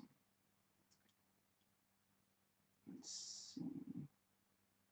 I think this movie does a really great job at having powers that are interesting. I really appreciate the effort that went into not, into ensuring them not breaking the world. One example would be if a shifter could permanently shift objects. Rumpelstiltskin turning cotton into gold, is that what he does? I haven't read it. Obviously, that would screw up the fictional world. Suddenly the world economy, similarly, Xavier could mind control everyone in the world, and the X-Men movies, he doesn't because he has, or sorry,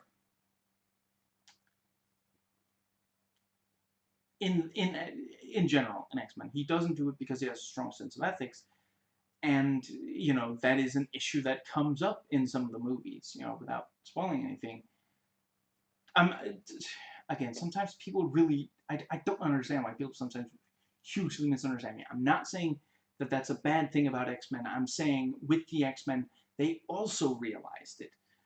Like the like let's say that Magneto had Xavier's powers. Well, I mean, she's pretty much won then. He's not going to stop using them out of a sense of ethics or something, but because it's Xavier who has those powers, it is, and that's the thing, like, everyone has a power in this that doesn't break the world completely.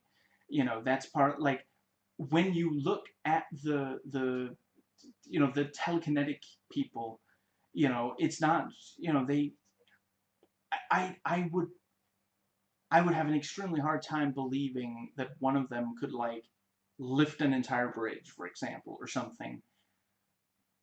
And obviously, like, well, let's hypothetically say there were a bunch of different people in the universe of the movie who were that insanely powerful. What, how do you even fight them? Because they're, how do you get close enough to one to fight them? Well, there aren't any that are that strong. And a lot of the people who have significant powers are trying to not use them in a very showy way because that would bring division attention to them. I don't know, maybe some people were a plot point, maybe some people were confused about why, that when the shifter goes, uses the elevator, he gets to the, uses the key to get into the thing, to get the yeah. Why does that old woman shoot at him? She's the one who's been hiding the building from people. The and Kira used her, pushed into her head that she had to shadow, hide out the building, and if someone showed up, she was to shoot them. And that's why when he says it's okay, you don't have to shadow the building anymore. The girl sent me. That's, she accepts that. I don't know, maybe some people thought that, they didn't really understand. Well, yeah, he goes there and swaps out the bags. So when Carver gets there later and opens it and gets one of the bag he gets is the fake one that, that the, yeah. I mean, I guess there is a lot of dialogue and exposition and explaining in this movie. I guess if I'm interested in the movie, that sort of thing just doesn't bother me. I didn't have any trouble following this movie. I like it a lot more than movies that have way less verbal explaining that I have a harder time following. Now, yeah, I see a lot of people in reviews say that it has plot holes. There are really not very many. Again, I didn't read every single word of every single IMDb user review, and certainly some of the ones I did, did detail plot holes, but I found very few people who mention examples of plot holes. Let's see. I saw at least one person question why would you use telekinesis to hold guns in the air. I don't know why he didn't just watch the movie, but okay. Among other things, it allows you to shoot around corners while remaining in cover, which is used in the movie by several characters. Someone questioned, how can Cassie get by, on her own? I imagine she uses her ability to see the future to know how to get money. I did see one person say she wouldn't be safe in Hong Kong at that age all by herself. I can kind of see that. Well, again, though, she uses her powers to see the future to stay safe. It's Let's see. I saw at least one user review say that it would be easy to defend against the bleeders because you just have to wear earplugs.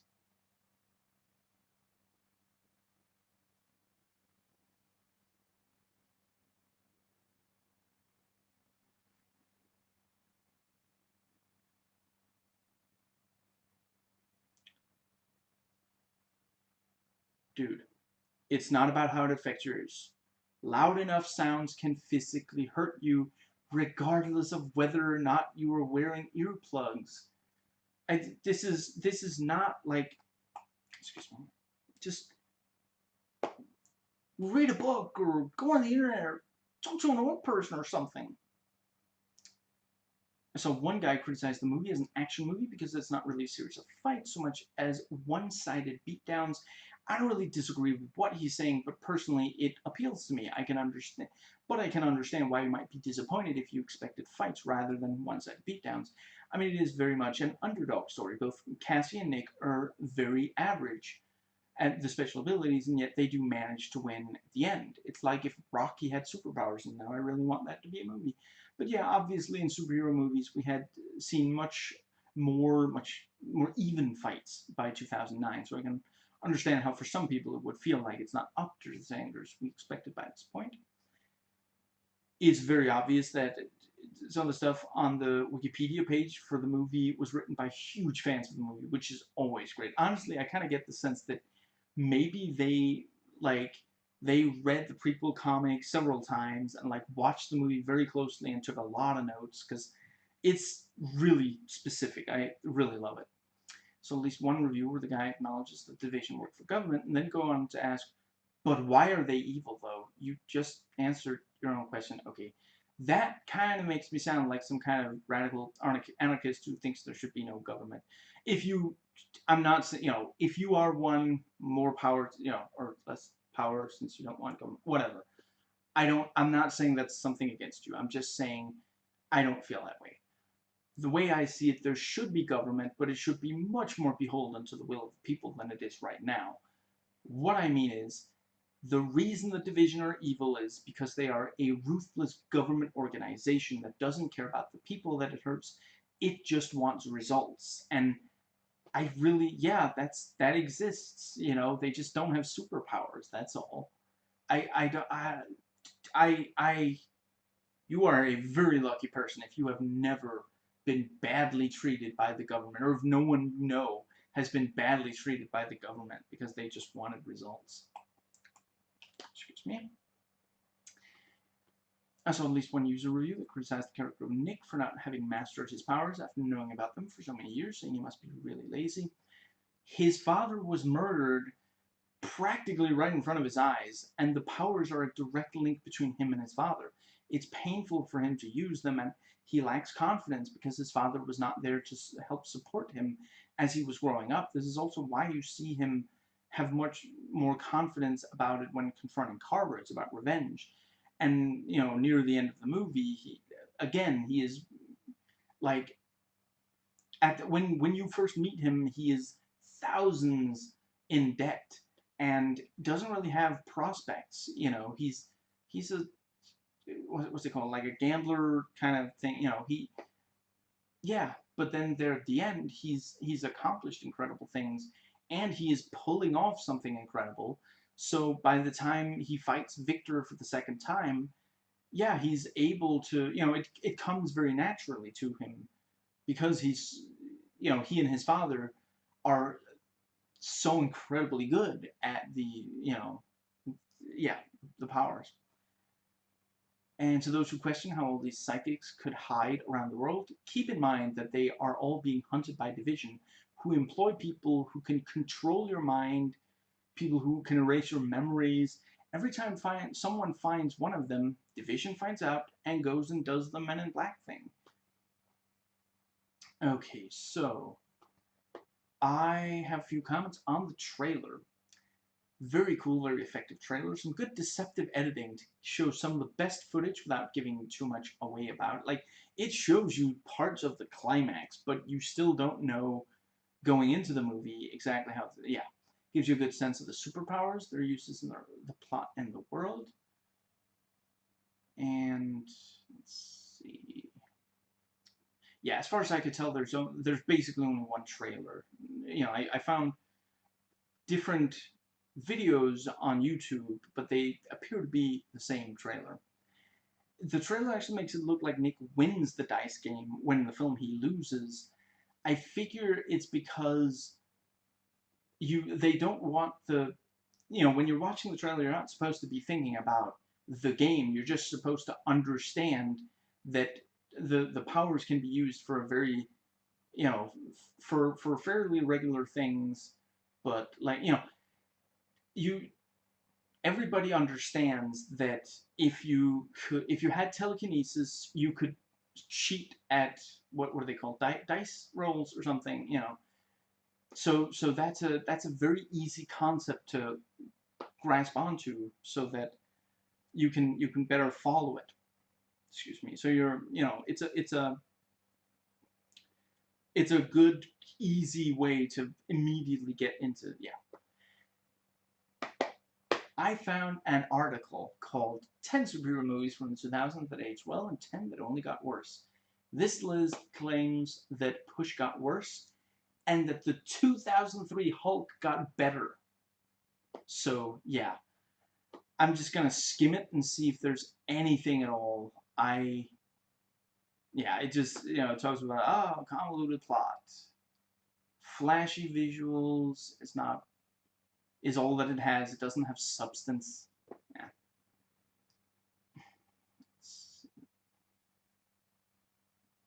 And, right. There's a commentary track with the director, Chris Evans, and Dakota Fanning. And all three of them joke, and they seem to really enjoy doing, working together, whether it's working on the film or sitting doing the commentary track. I will never complain about hearing Chris Evans laugh. And the director jokes that it takes a long time to explain this movie, but they do have an hour and 40 minutes, so maybe they will make it.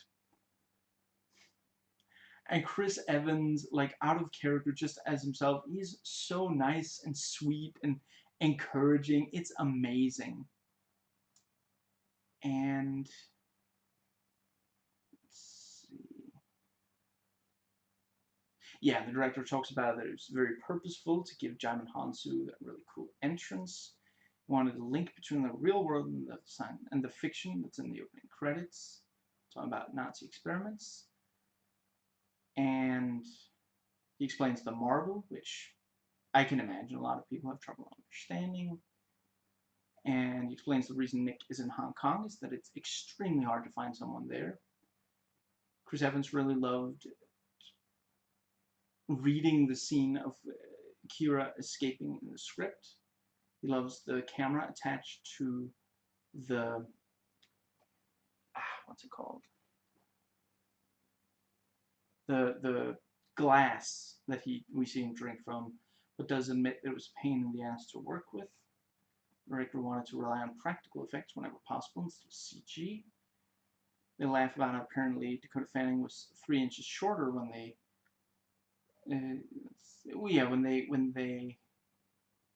when they filmed the scene compared to when they were doing the commentary track. Talk about how smelly the fish market was when they filmed. Talk about that Nick doesn't trust. What is that saying? Yeah, he just wants things to be over with. Talk about the competition between the watchers. When the water tanks are exploding, those are the actual actors running between them. Obviously they weren't exploding because of, it was safe, but it's still, wow. And let's see. Yeah, a lot of people hate the screamers. What does that say, Chris? Yeah, and audiences love when Nick kills the but it's because they didn't have to hear them anymore, and they couldn't always clear when they were filming. They couldn't always clear the street. They just had to film. The temple that Nick wakes up in is a working temple. Oh, that's it. So it's a temple, and they're gonna something to try to kill him, but it's not. Anyway, they liked that Cassie can't hold the gun still. The director explains the stitch. And Chris Evans felt bad for the actress who had, the Stitch actress, because his back was gross with sweat. Camilla Bell really loved getting to kick ass. It was all she would talk about. See, I had forgotten about that, but just reading those few words makes me like Camilla Bell so much more than the character of Kira. I feel like, yeah, I'm sorry, could they not have just made that the character? Like the moment that she meets back up with Nick, like uh, no, just instead of her constantly being snarky at people, she talk maybe she could talk about how much she, like the yeah, she's like kind of competitive and talks about how she escaped from division, she kicked some ass, and she's the only person who's ever been able to escape from division, like the prisons there or something, that, yeah, I feel like that could be, yeah.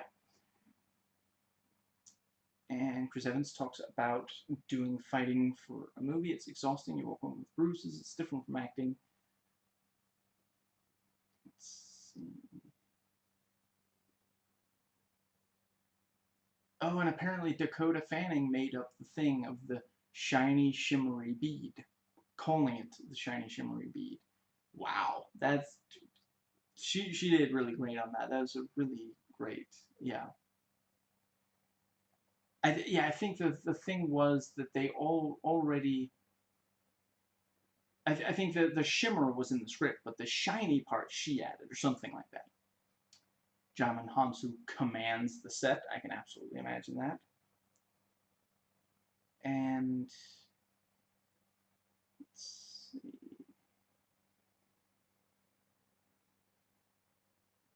They like the bit with Nick preventing Cassie from drinking, and how the reason she even does it is to improve her ability as a watcher. Chris Evans apparently had a lot of notes, and it wasn't necessarily a popular thing, but yeah, I can totally imagine yeah. Excuse me.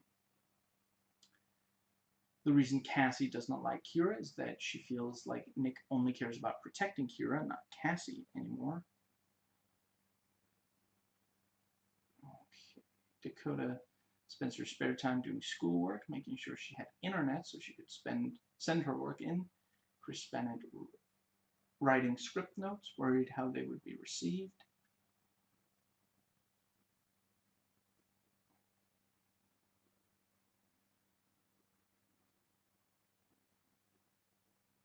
Apparently, Dakota worked with the actor who plays Pinky on Charlotte's Web. They find it really funny when Dakota plays drunk. And Chris apparently asked permission before grabbing Kira's butt on camera, or at all.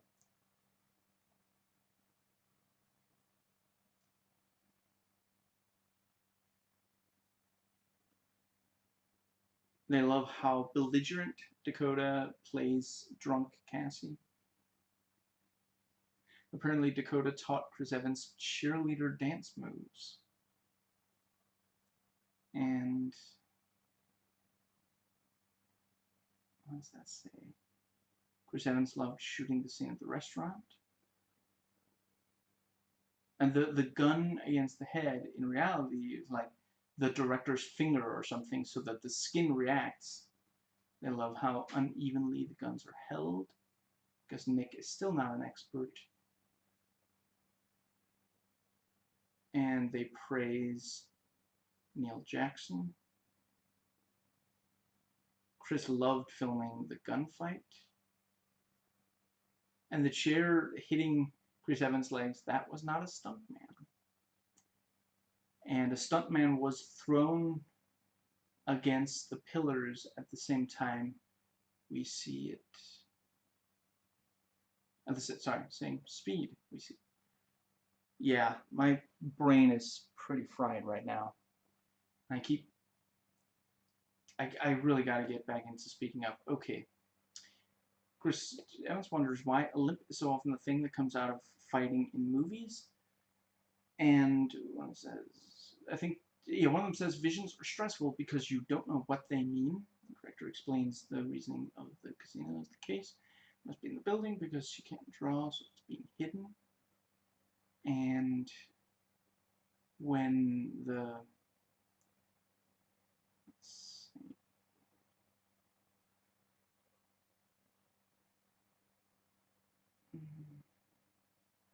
when the shifter turns one of the cases into another case, they simply swap out the case when the camera was not showing it. That's why it looks so convincing.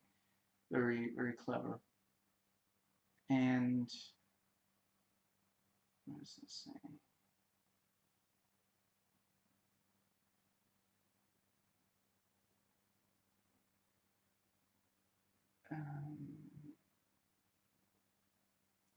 Yeah, the director explains the drug turning back into the soy sauce in the case. Going red again is because the shifting is always temporary. And the director wonders if there is too much going on in the film. Chris says, it's better to have a movie you have to watch twice than one where you know what's going to happen an hour in. He's just the nicest guy in real life. So reassuring.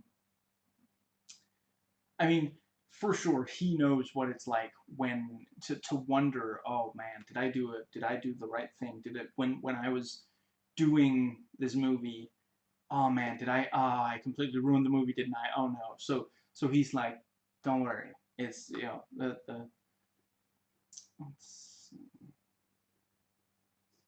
Dakota Fanning really did spin when they filmed Cassie spinning, and it left her very dizzy. Maybe because they did multiple takes. I don't remember.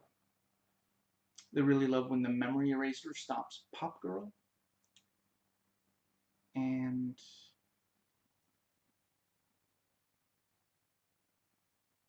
the director says this is the first action film he's made, and he learned that action has to push the story forward. Because of that, he's very happy to work with such professional actors.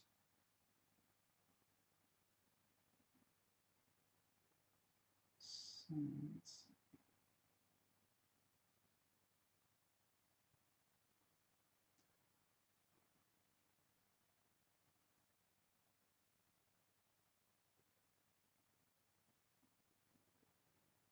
and Camille Bell really enjoyed firing guns.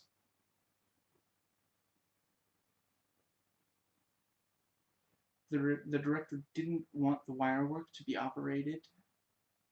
What's that say? Yeah, sorry, cannot tell what that note says. Dakota asked the director jokingly why she wasn't in the climax. They had trouble getting the bamboo to collapse. Dakota says she's not sure if she would have been able to inject herself, and Chris says that's a good thing. It was difficult to get the water trickling right when Dakota shows up.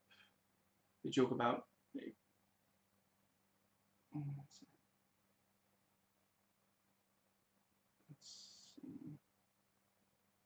they joke about what would happen if you injected soy sauce. Personally, I'm fairly certain it's essentially harmless. I mean, you can ingest a lot of it. You don't.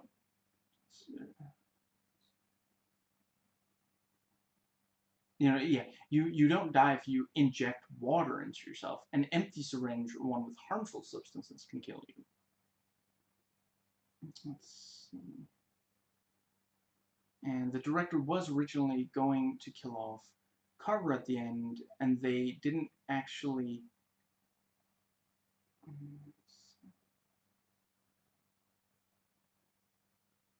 Yeah, and then he realized that if they could just they could just use the zoom on the eye, they could do it voiceover and a gunshot sound effect.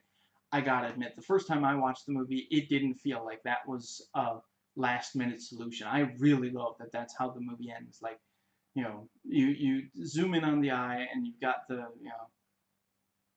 put your, what is it, put your gun in your mouth and then pull the trigger. And it goes, goes completely black for a few seconds and then gunshot noise, and then the end credits are rolling. I really love that that's the way it closes. And that's, I mean, it's called Push, so the last thing we see is a push. And in closing, they the on the commentary track they say thank you to some of the people who helped make yes they can make the movie, who helped make the movie, something like that. And there, let's see.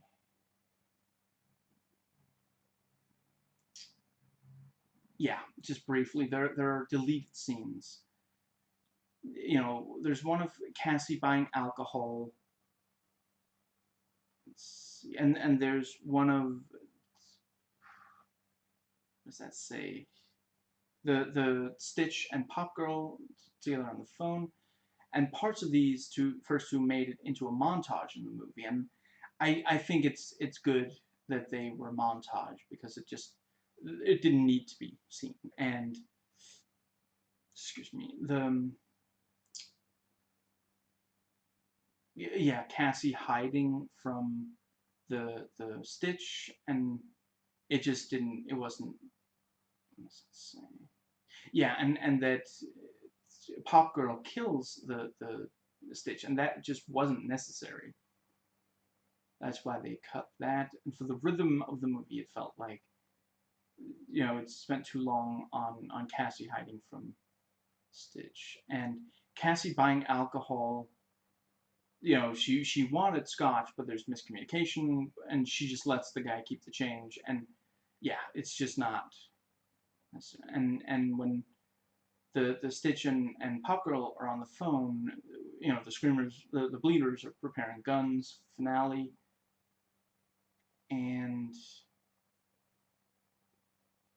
yeah, and Cassie hiding from Stitch is edited so it looks like the Stitch is gonna find Cassie, but it turns out she's hiding in the shadows via tracking shot. I like it a lot. And yeah, and when the Stitch is tied up, Pop Girl comes back and shoots her.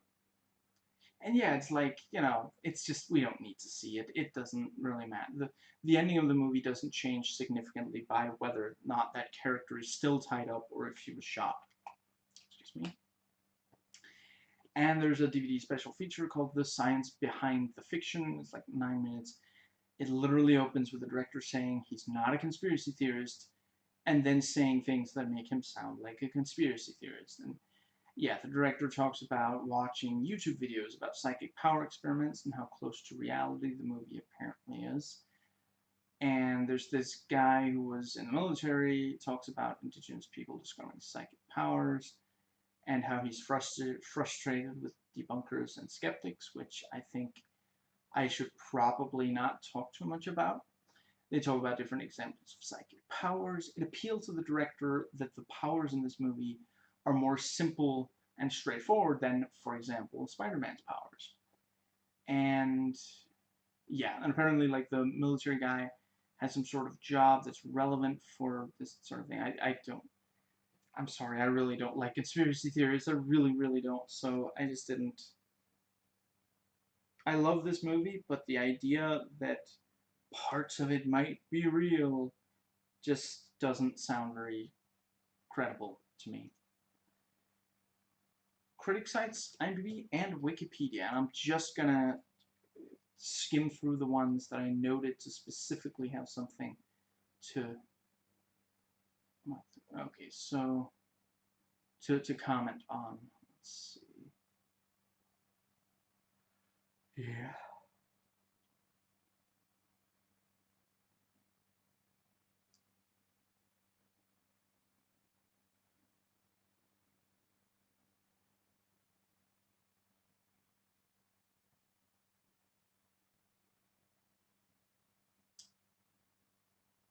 Okay, I apologize for the dead air. I'm just trying to make sure not to get into anything that isn't.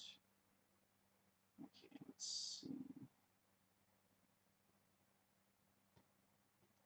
Excuse me.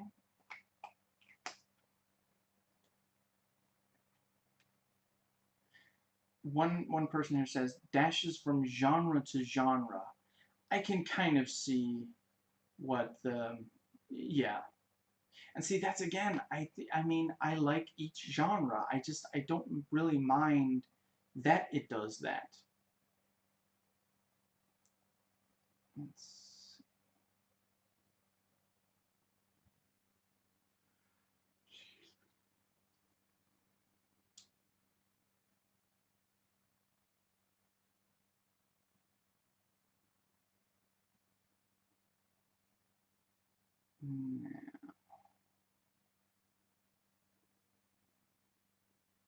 and several people make the, push, shove, pun of some kind. And let's see.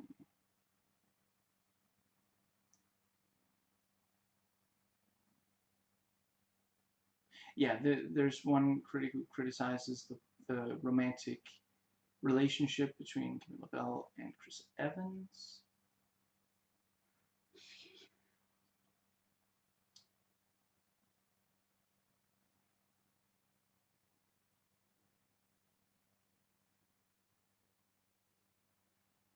Now, one critic says it never gets its rhythms or bearings right. I don't know. Maybe I'm just willing to accept that sort of thing. Now,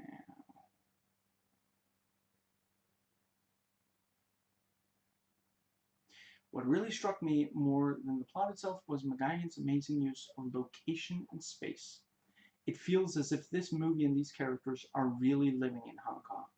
Thank you. 100% agree. And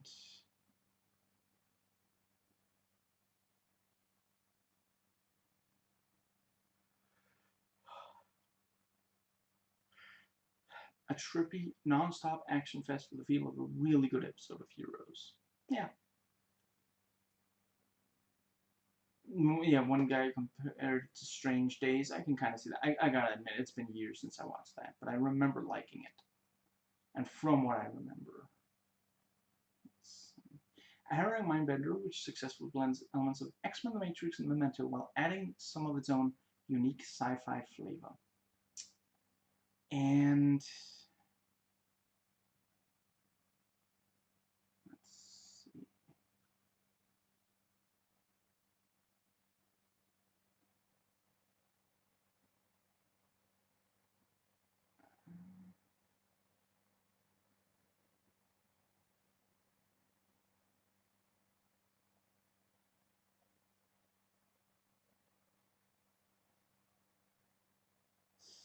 Let's see.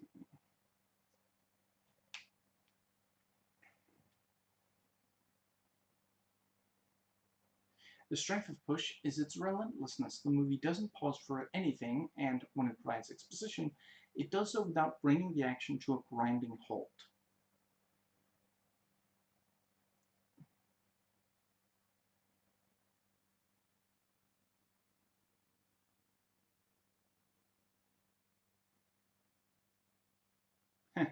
One person said it's more Ingmar Bergman than Stan Lee.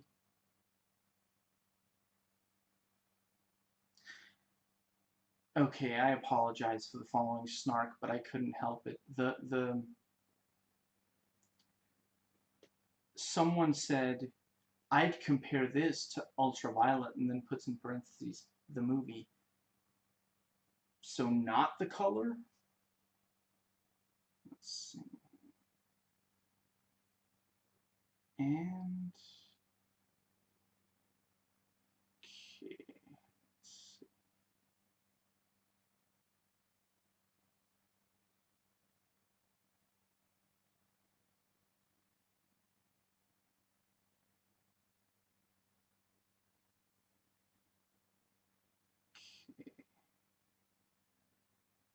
I apologize for the dead air.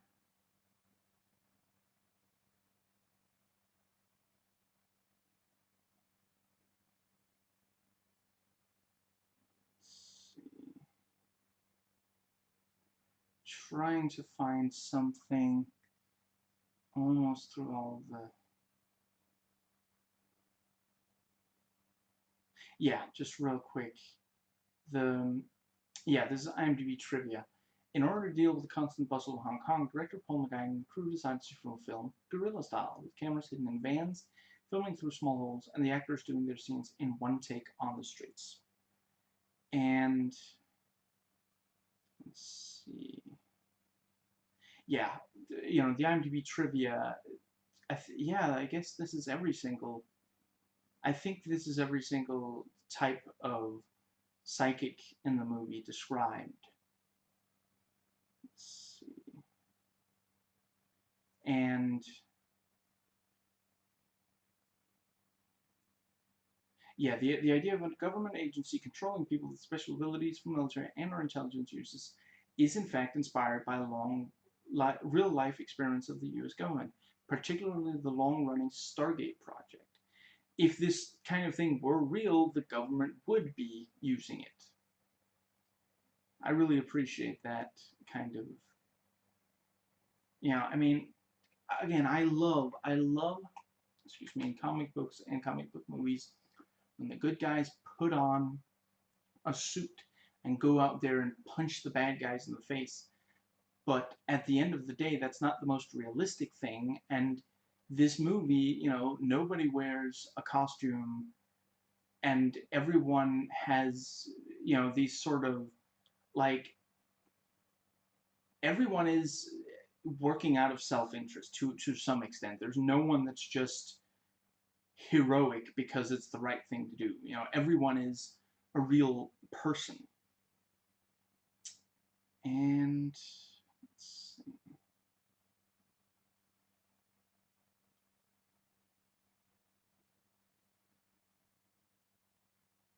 In Greek mythology, it was Cassandra who was given the gift of prophecy, but also cursed so that no one would ever believe her. In this movie, it is Cassie who's able to see the future, but has a hard time convincing those around her.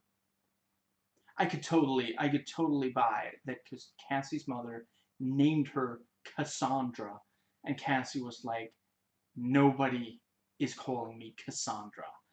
So everyone she meets, she says, my name is Cassie. Excuse me.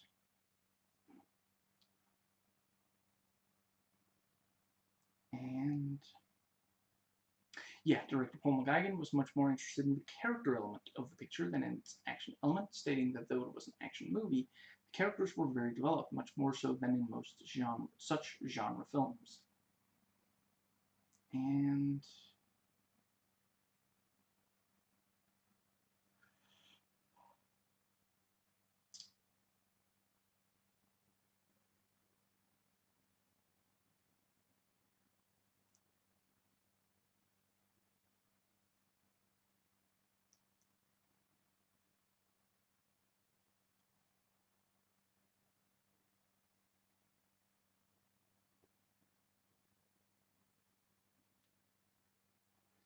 right, so there are some, yeah, let's see, there might be some goofs that are interesting. Okay, so this is for some reason listed as an anachronism. That, yeah, Carver refers to Kira as their, it's not an anachronism, I don't know, whatever. Character error, I would have, or, I don't know, maybe a, like a, whatever, it doesn't matter. Carver refers to Kira as their patient zero a couple of times, but the term is correctly used to mean the first person who gets sick at the outbreak of a disease. She's not a patient zero. She's their first successful test subject. She's not even contagious, so it's not like if so yeah. There's no I don't know. I don't know why someone didn't realize, or maybe they couldn't think of a cool new thing and they hoped that people would just go along with it. Let's see. Yeah, if my back didn't hurt, I would be quoting a lot of the. Yeah, this is a very quotable movie. Let's see.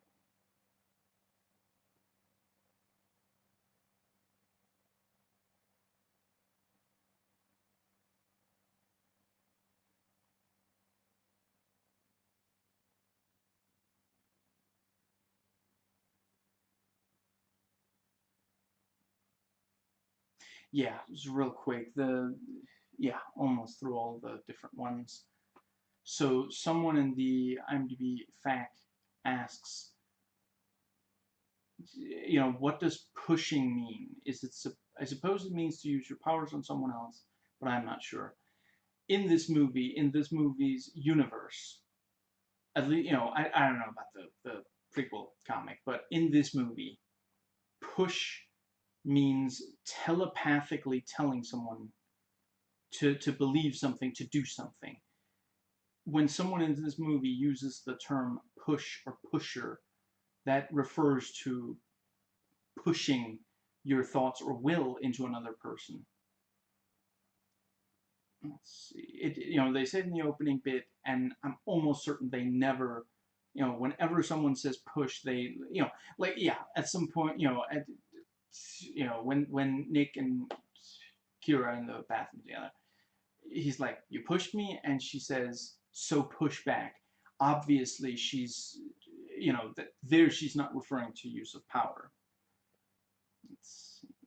As for what she's actually referring to, I'll tell you when you're a little older. Let's see. So.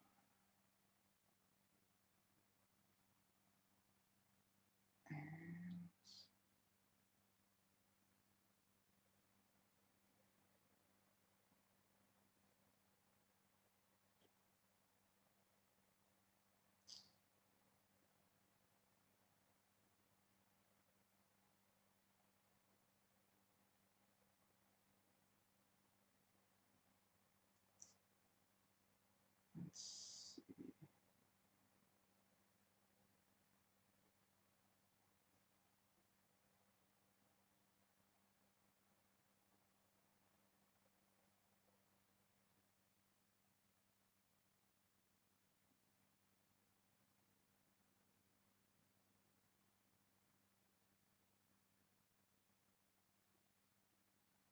Okay, so let's see.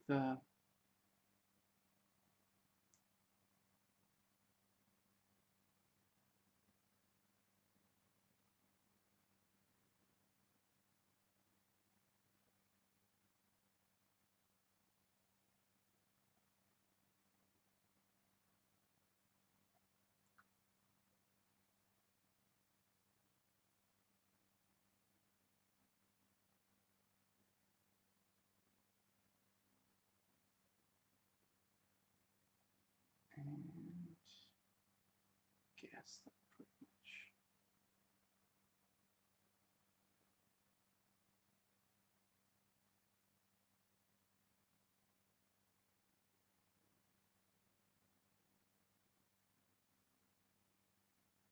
Yeah, that is absolutely everything I've written down. So I am.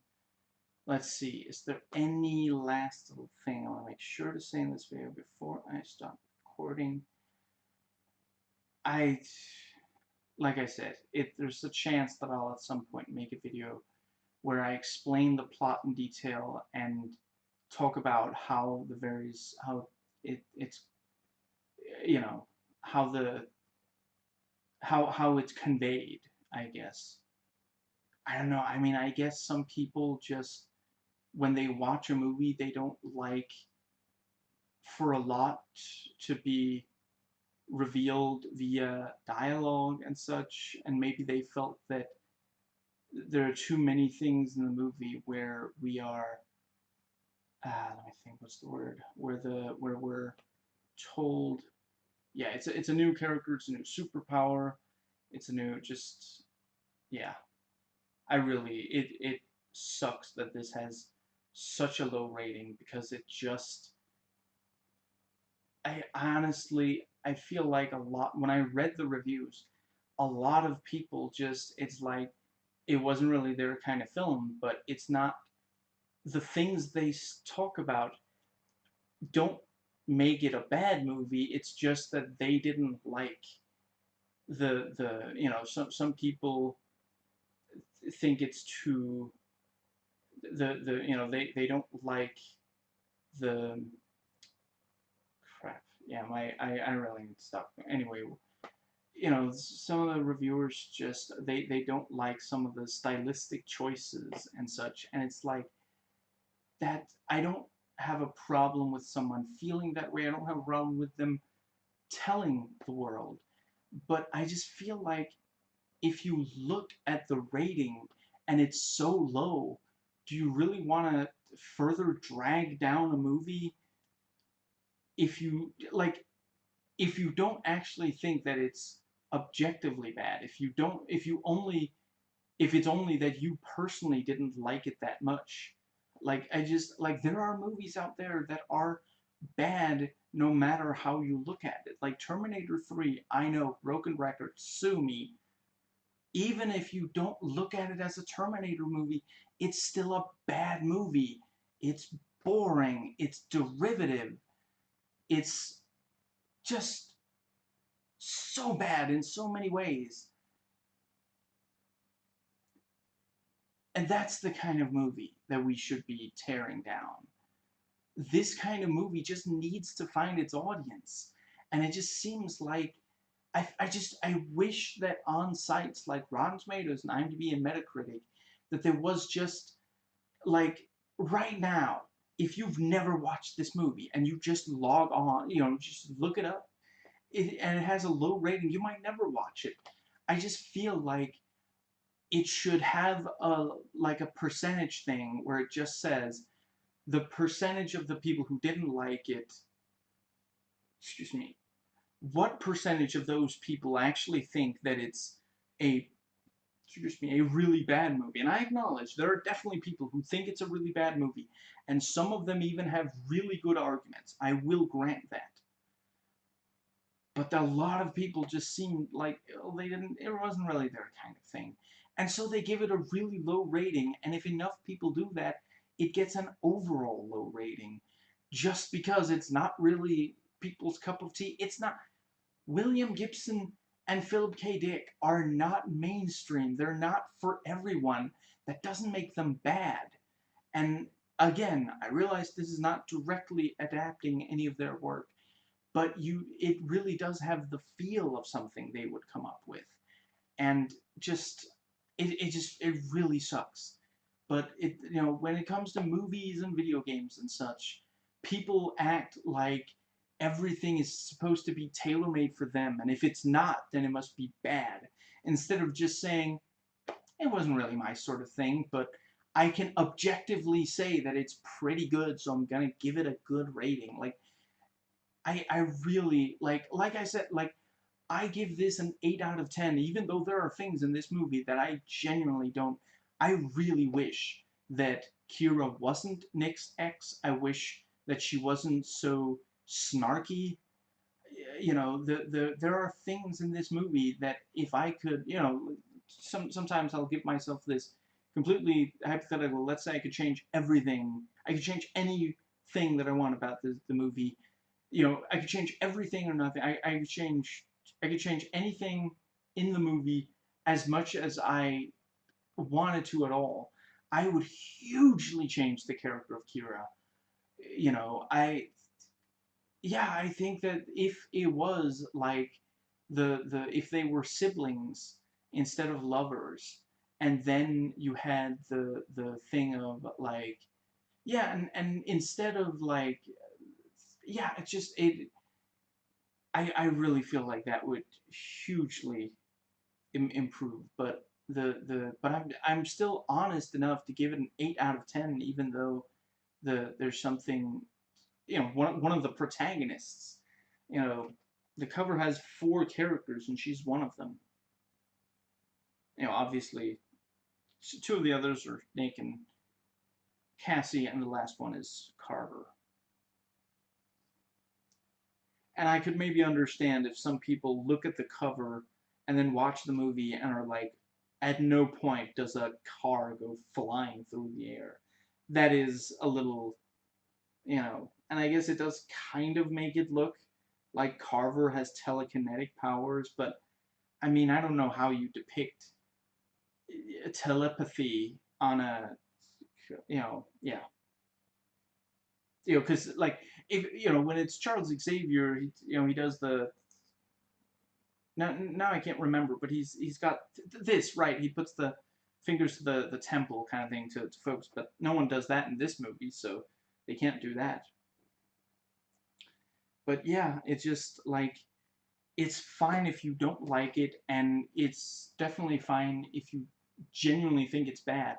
But I just really find it frustrating when people who just didn't completely like it, they didn't like, they give it a really low rating when the things they talk about really aren't that big of a deal. Like, it seems like some people think that every movie they review has to be the best movie ever made, and if it's not, then it gets completely trashed.